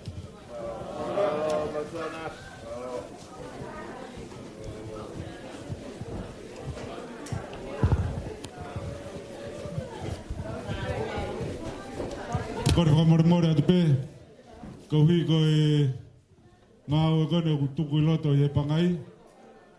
O ko kore atu ke kāinga pia me he ulutolu, pia he ke kāinga pia me he tūtua ngā kawa.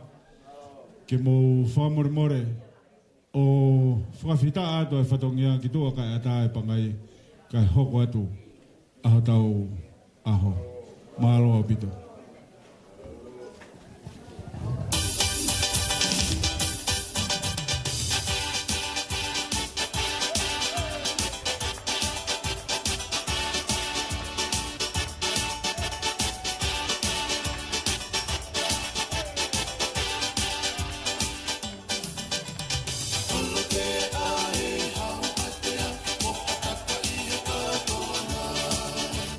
Kukute ae kana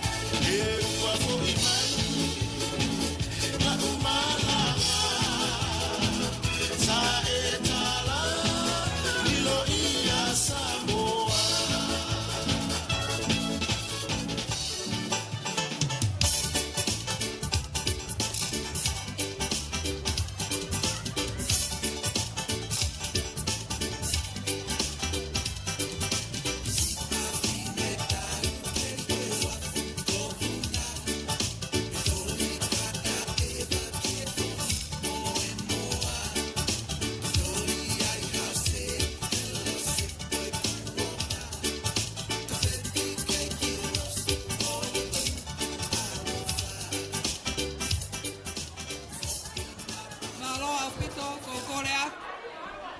Mo ki whakalongo hifo. Mo ki whetuku pe ai mea kai me koloa ka e ki whakalongo hifo pe ke whakahoko te teunga tau ki polo kalama. Kui api api e taimi. Ko korea ke he kainga koe ni o Solomone ke kakato ato no abe o wha. Pea kui ai lewa e ki taulunga e ua mi he familio Solomone, whataha mo ki taulunga e taha me he familio Kaloni. Ko korea ke kainga koe no Kaloni ta mai ki e whanau. Ko e ke mo kamata whakanofo mai ki mua. Mahe, taki mai ta mai ki ki roto.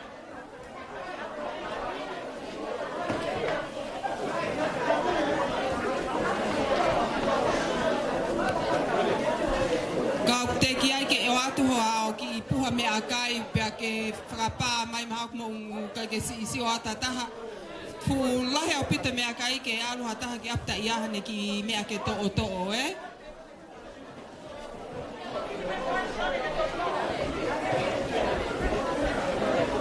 O kore atu ke whanau ki mo whakamau popo mai ki mua ko hiku wawe tau taimi.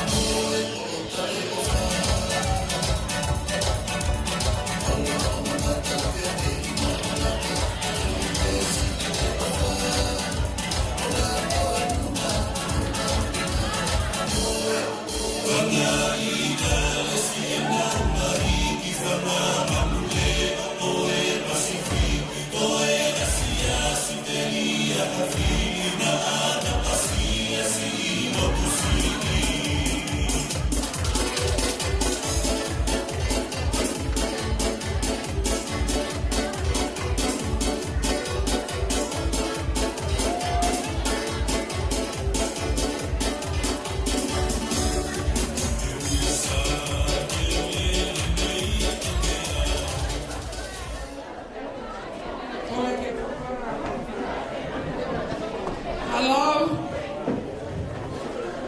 Tanto hufanga to tatapo ay atake pagkakato to fatoria ko kita wolo ko ini ko ta wolo ngai aloni kakala fa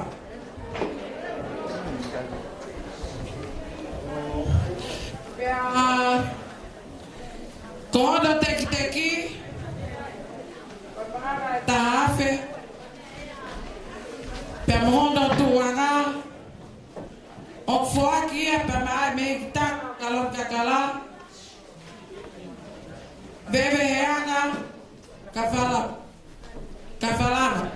aya rika gene heni tabloto be faego ni frau ai que me agoni que a que me tanga kaloni koia pe malo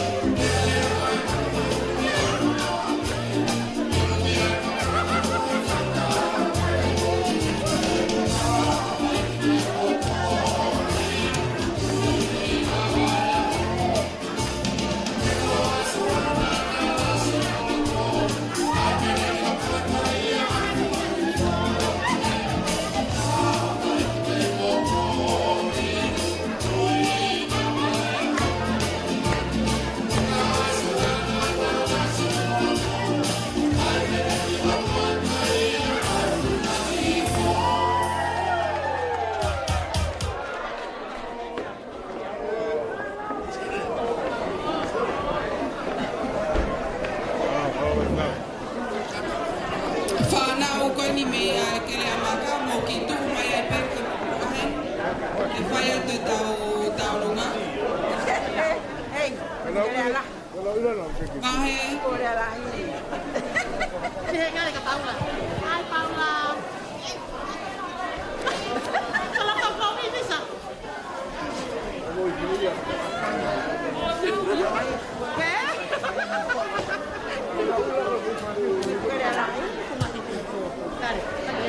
O hau ki mua Rosie, ka toi family mo kofisi.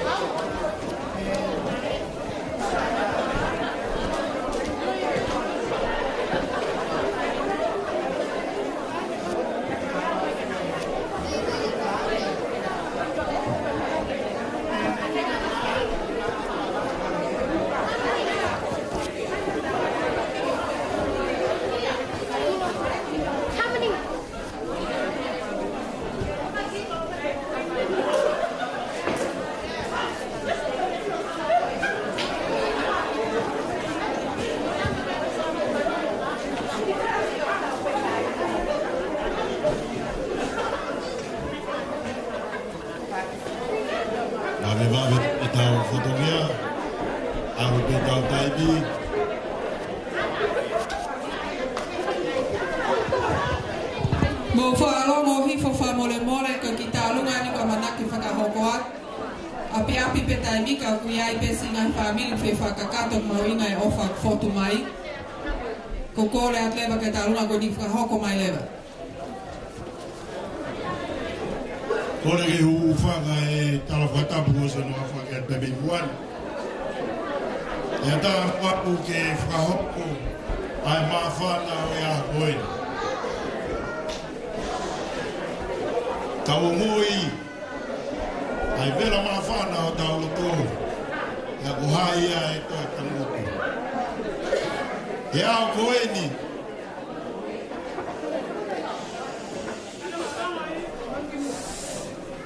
maua e ongo ongo, talau pehe,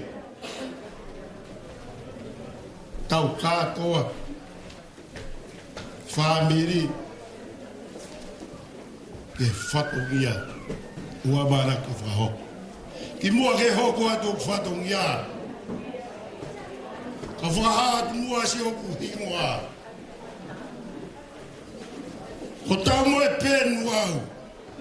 Tauwhi ka toi a asiri. Mamlawa mai e houwa koeni. Maloto mafana. E ngoni e tala. A tu whaholo e whamiri koeni. A tala pe a whatongia.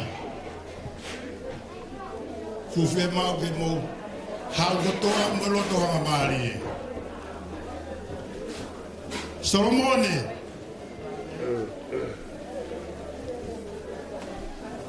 Uongo ya mutua kweni. Ko hingo ana I he to kapu.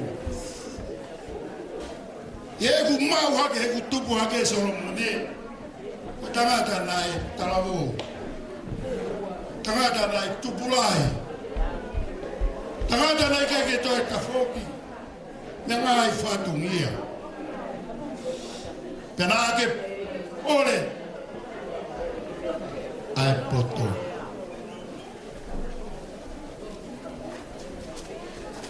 Kome ai o maurere mai a koni. He ngo e kutua. Ko nga go hingo. O tangata na fo fu e to tapu. Kalon kakala tau me ake pe yukaina ma upe ngo kalon he ke pe la va mo he ko kakala one tala ai kau kangata vie ma que fili o asia hoinga ma brava mai a koen le reatu e kita wa o ma feinga e o mai e kakala ko ia que teu ia ma wa fe mai he koka situa ano bolo to ako po valu ako ni kalawa ma to ya fe mai e fuma kere amaka vai si ata mo ne talano ka si no white tala mai ame pe go hai o ku beautiful kauni ma utari go to be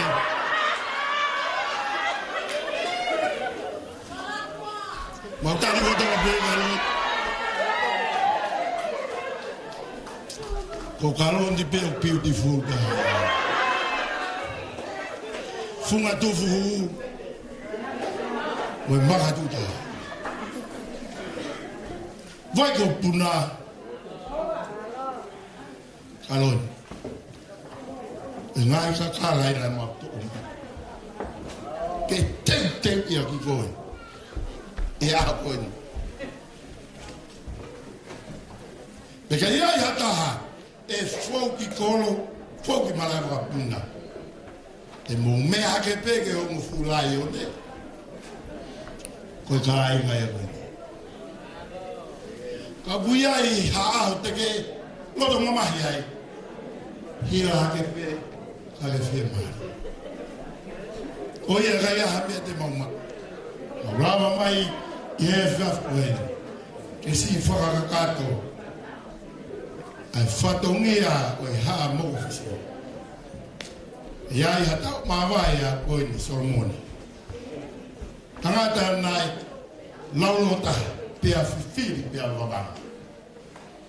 Na ake kore koe poto aoni. Ke tuki mai ken ai lock to Kaloni today. I aho ia koen. Ia koi ai wai kōrea mea mai Kaloni o hui ange e si tektegi a whanau koe ni. Ke alo kumea ki hatoe si o ata e taha ke e miura holo. Kōrea tu ke kawhewhine.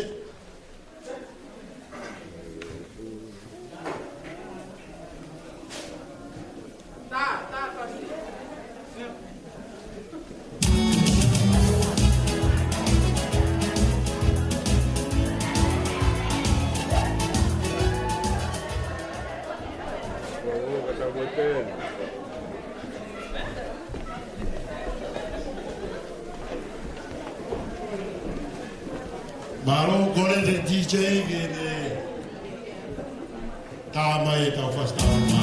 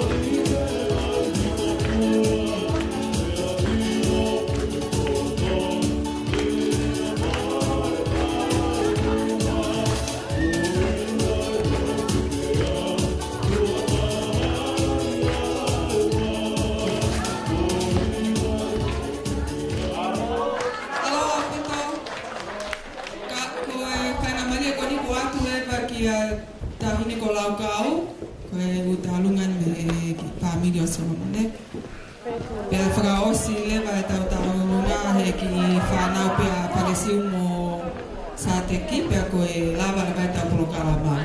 Wama pito pita tai mi whamaloa.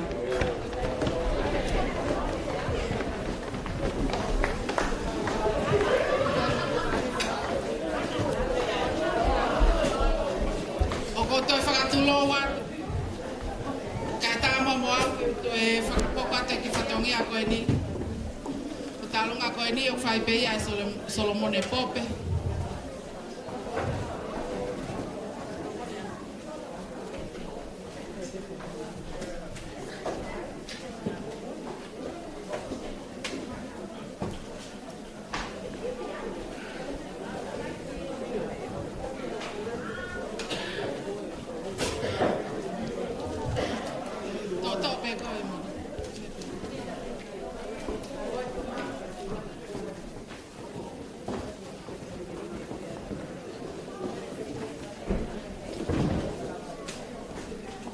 Whamore pe, kai whahoka te ki tālunga Solomone, kono tek teki, paanga taha awhe. Te au whaaki pe ia. Whaaki pe ia ma hono whahu. Ko nani se, Violeti, tui nea. Ka kui kai ke ne lava mai he ahoni. Kana e tā mai o mai e ki lai pepa koe ni.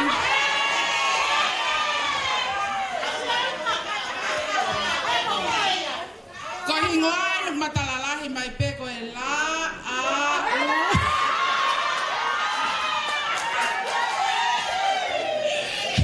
Ko e anga pe whakahua. Ko e whahu e plasi a Solomone ko nanse Violeti. A kui heni pe a whahu e full stop. Ko rea tenika me reane o ka whonu, whakamore more. Lava mai o hui e tek teke Solomone.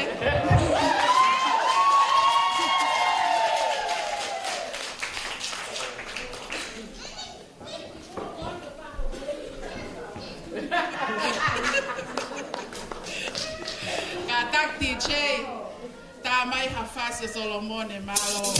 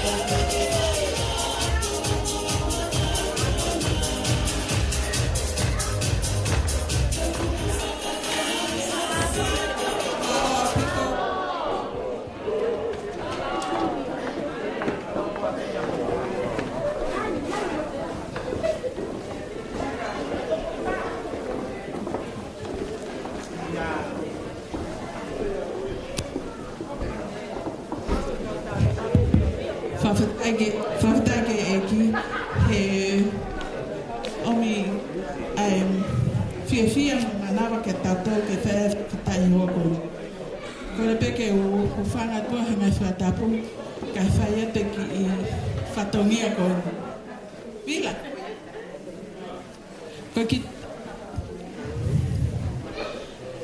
talo e whanongo he whanongo ai e makereta mone kia mokaloni pe whehi ko talanga mone. Alo ato kumi ata te whamiri tu pe au ke wheunga tō taha. Pea toke nofo no pelago whotutua e ki o tau mātai a koe nipe o tau whawhatai. Kai ke whoko whotutua e ki ke he whaho Solomone ke ne hene a. Pea whelago o tua poto, ne? Ke ne ome ki tātou ke a hana. Pea mo o te lawa whawhikau, koe a mo ni en e mui pea mone ki mea go whai whamiri ko. Pea whamalo no ome a mone ki sito koni mai kono anti, he whua e whatongia e whamiri. Ta uene tol se te whai whatongia. Pea whiawhia ke iai hakatoanga ko au o ko ei he katoanga ko ia. Ko si whai e pea mea ko te tūhe peito. Whiawhia apit honi, ko inga he tō lahi mai hoki hoku ka inga ke mau hanga o hofi ha mungo fisi. Ha ua mone, ha ua akata, o kui tonga exoto. Mau ka mata peke mau toko lai, ka mau hanga o hofi. Kai ke koe anga pe whahua. Koe ki talonga whai, koe ki vai haka i pe. Koe ko wharisiu, ka taki mai, Yang ki ka hoa ta o vila a malo atu he whai whatongia poto o ke whai.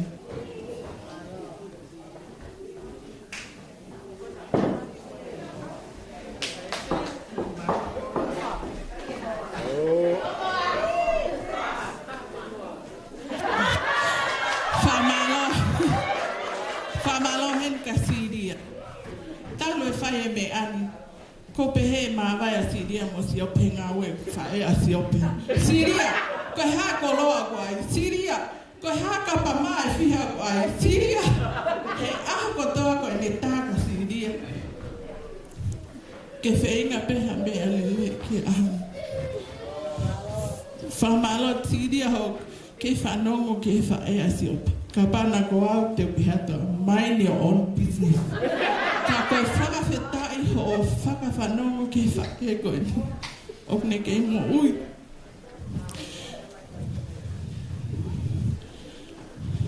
Talo e aho, ko au whokna whaingoa Solomone. Mone, te ta ofa mo oni e whamiri. Me he ke kere ki he ato ofa malo. Siria ka taki mai hui ange ki pare malo.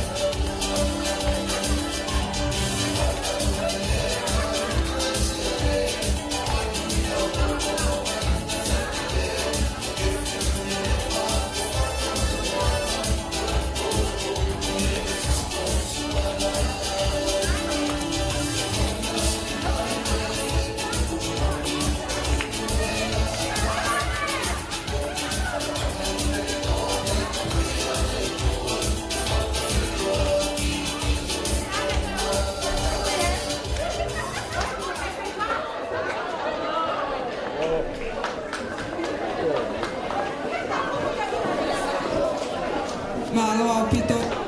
O koe ki tau ma mawhana pe taha tau whaukat ni o ngā pe taimi.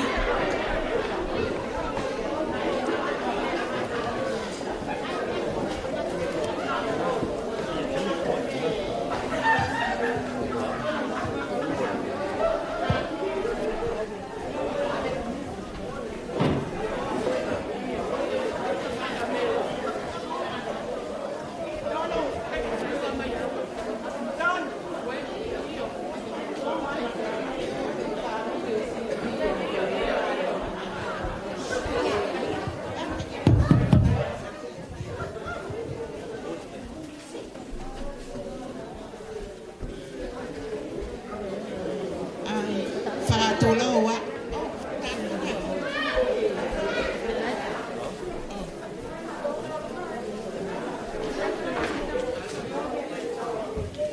Tuloa atu. Whakatapu atu ki e ngahi tūkunga kotoa mohono whaariunga. Tapu atu ki he tamua eki o ongo tamaiki o e aho. Kai tarangata i a te au o whai ki tu angalu. Kau hau atu.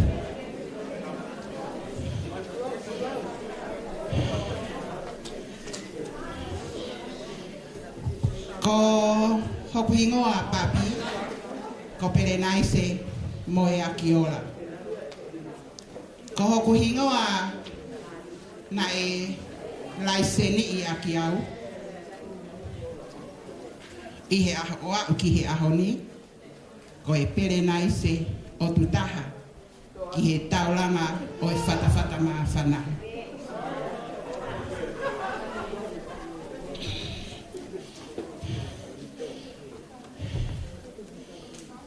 Ko sa te ki pea mo au paksonasi.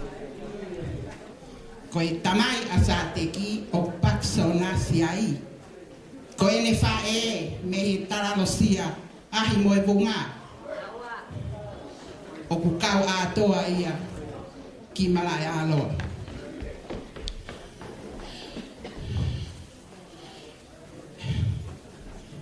Tahine farisiu mo e matarai lose o loto whare, kalon kakara.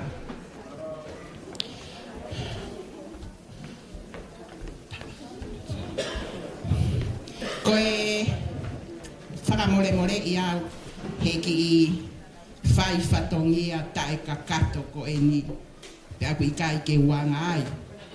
Ka ko e maa whana he ofa, he koe toto, nei kai koha paanga pe koha koloa. Ka koe toto. Pe aku i kai koha toki ilo i murini. Kana e tupu pe i tonga. Ofa e se ofa aki. He ko ofa o kuhiri o. He mea kotoa. Pe ako ofa ai. O whai ai ki whai whatongia. I he aho ni tahine farisiu.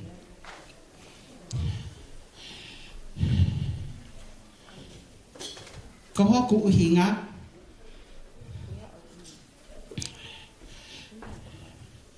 Nai laise nii.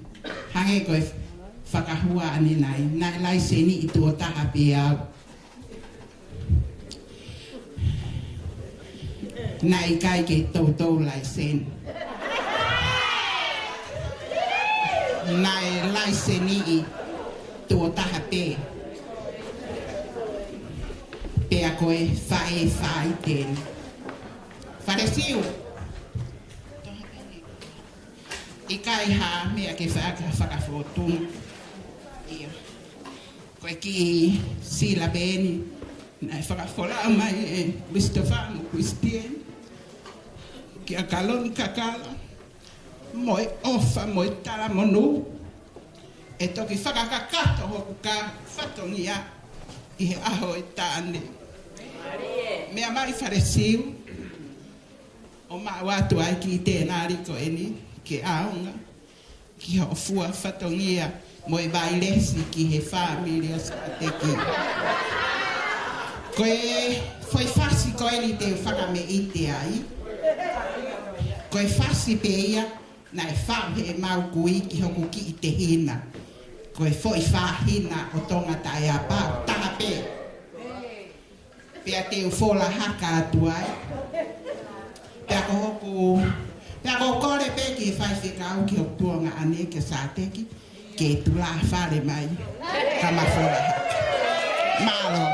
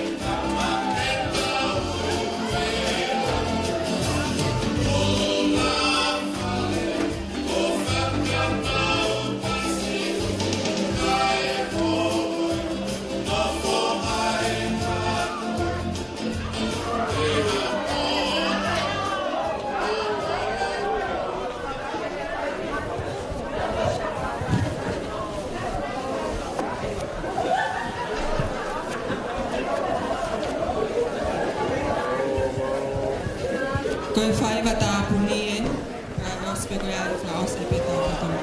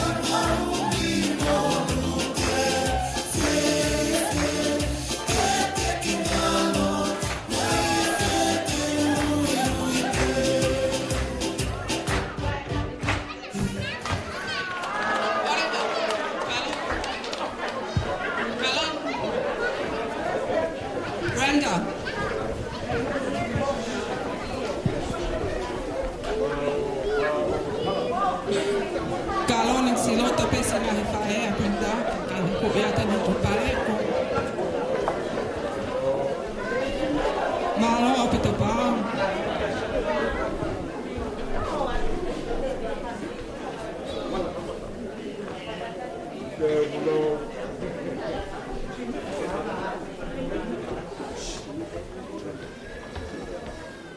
Yeah.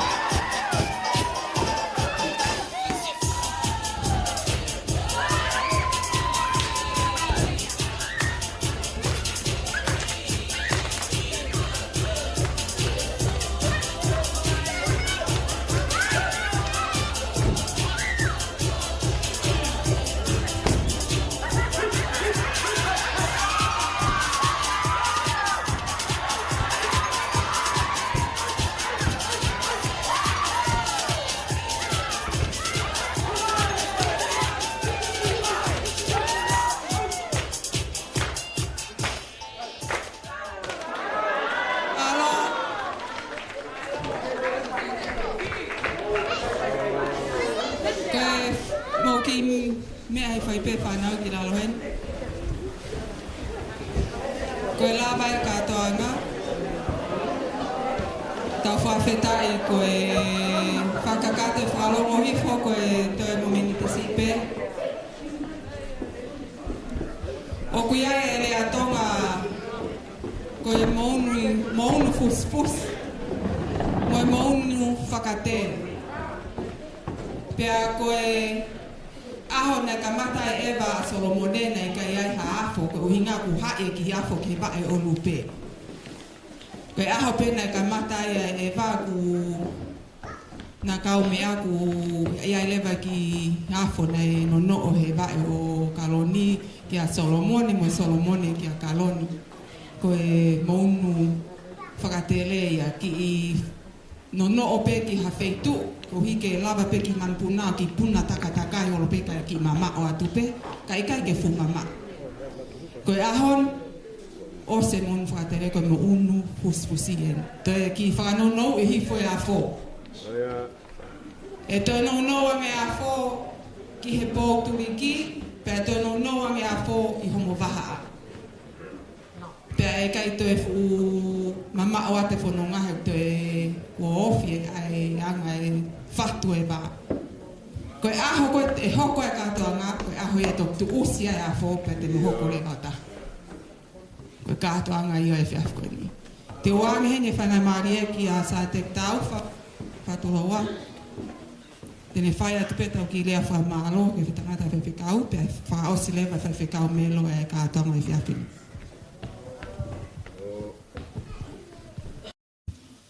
Ko le peke u whatulo o tai pehe i e tala whakatapu ne ngau ea ki he MC he aho koini.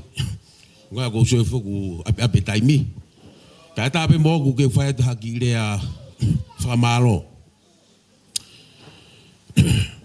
Ko whamalo at pe ke e kainga afu kotoa pe. Mutapa mai aho koini. Whai mai e tokoni, o lawa i o tau ikuna e whatongia koini. Kaya ua whalahi atu, muri ki tonga, mai toi ngā e whaamiri ho mō lava mai pia mi siuteni. Tau kau whakataha no silai. Ai te waki ke langa e whare ai o ngā mea who'ou koini. Whatau ke toa mawhamafi kene whaitapu kina mai ki mō tolu. Amana ke mō whanonga atu, ke mō whoki sene.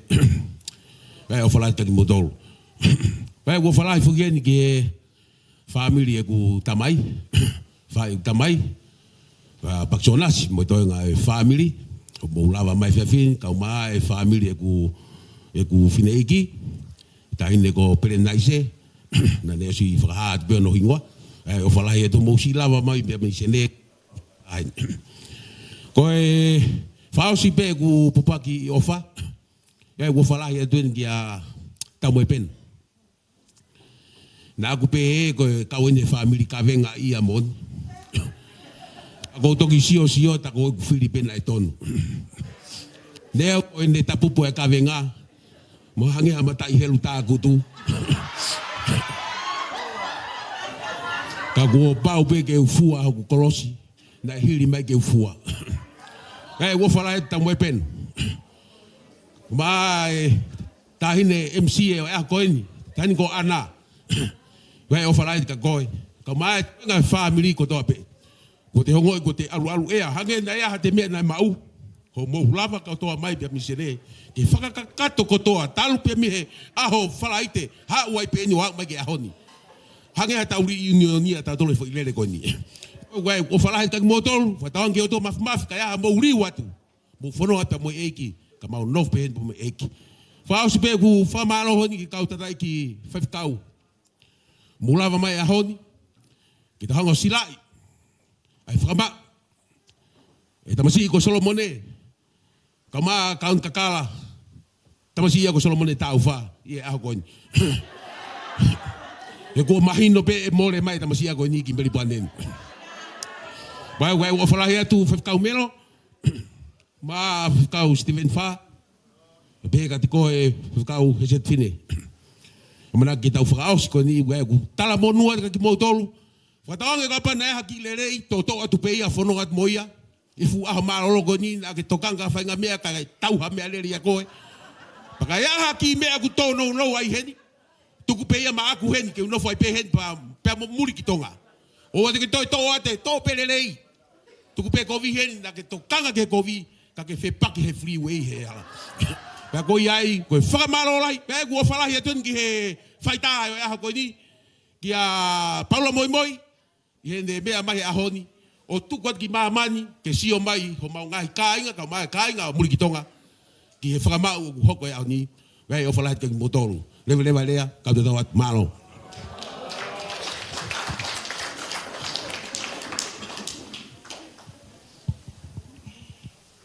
Ko le peke u whamalumalo atu i he tala whakatapu ko kamata ake ai whiwi angani.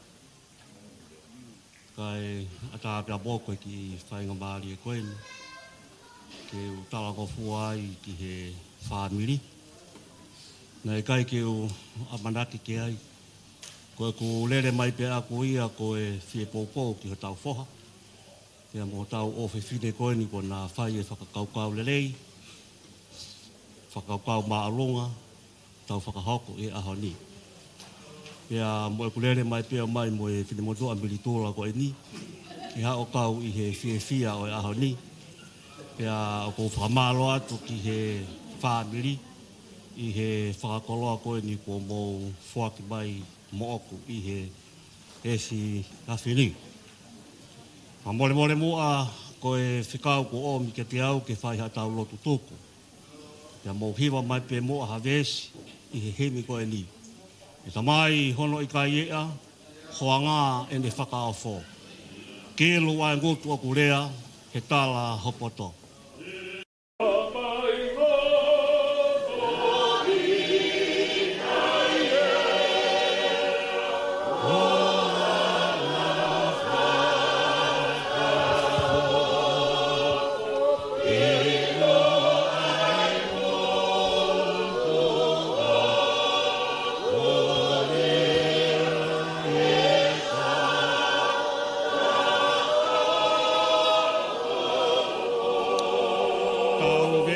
Se pea konga koe ni, ka kutala e lo tōha eki o whamai, ai eki na e li o mo oku o tō ki uhawai.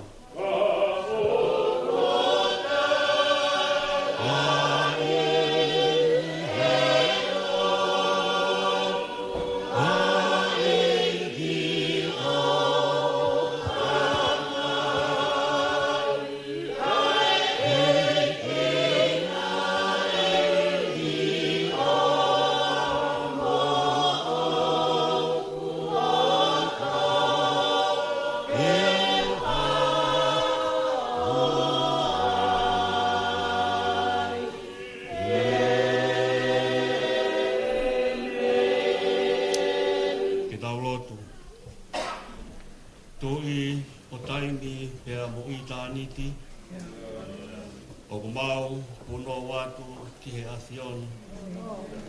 Ma tāpa fua hoa wha eiti. Sātai, sihoa, ela, eloha, ai asiona. Tala ho mau tala pia mei he orita o mola ia. Ko sihoa, siaila, ai asiona. Koe otoa, tokonaki mea maa ho mau whaahinga. Tala he apostolo pia mehe motu maka.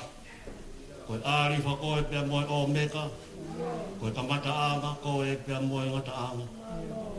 Kai whakawhitai ho mauloto i he thiaf koe ni. Mau kau whakataha pia moe punake o he thiaf koe ni. Ka kutala e he lotu ia ha eki ofa mai. Na eki na eli oa mo oku o tō ka mau haoi. Tai o aula mari ki a Fiona Gauhi koe koloa wholofola. Ko hanga he tangata i whewhikau. O whakamaua ki a talavou mo i whini mo i koe ni. Whakamaua ki ai ofa tau ka kapa ai a Fiona. Ke oua. E tai loia ho bau ofa.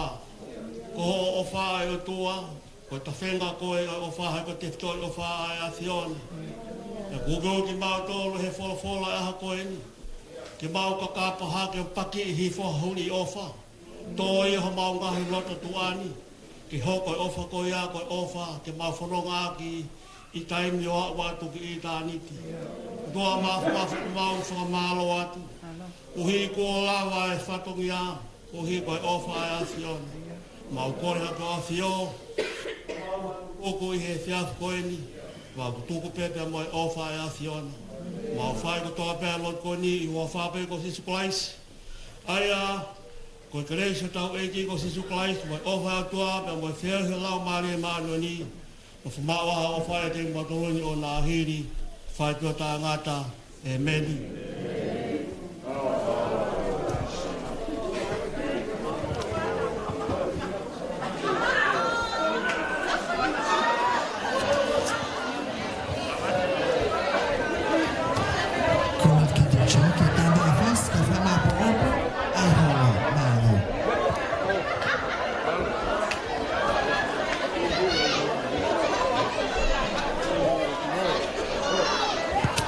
Tamara Fass.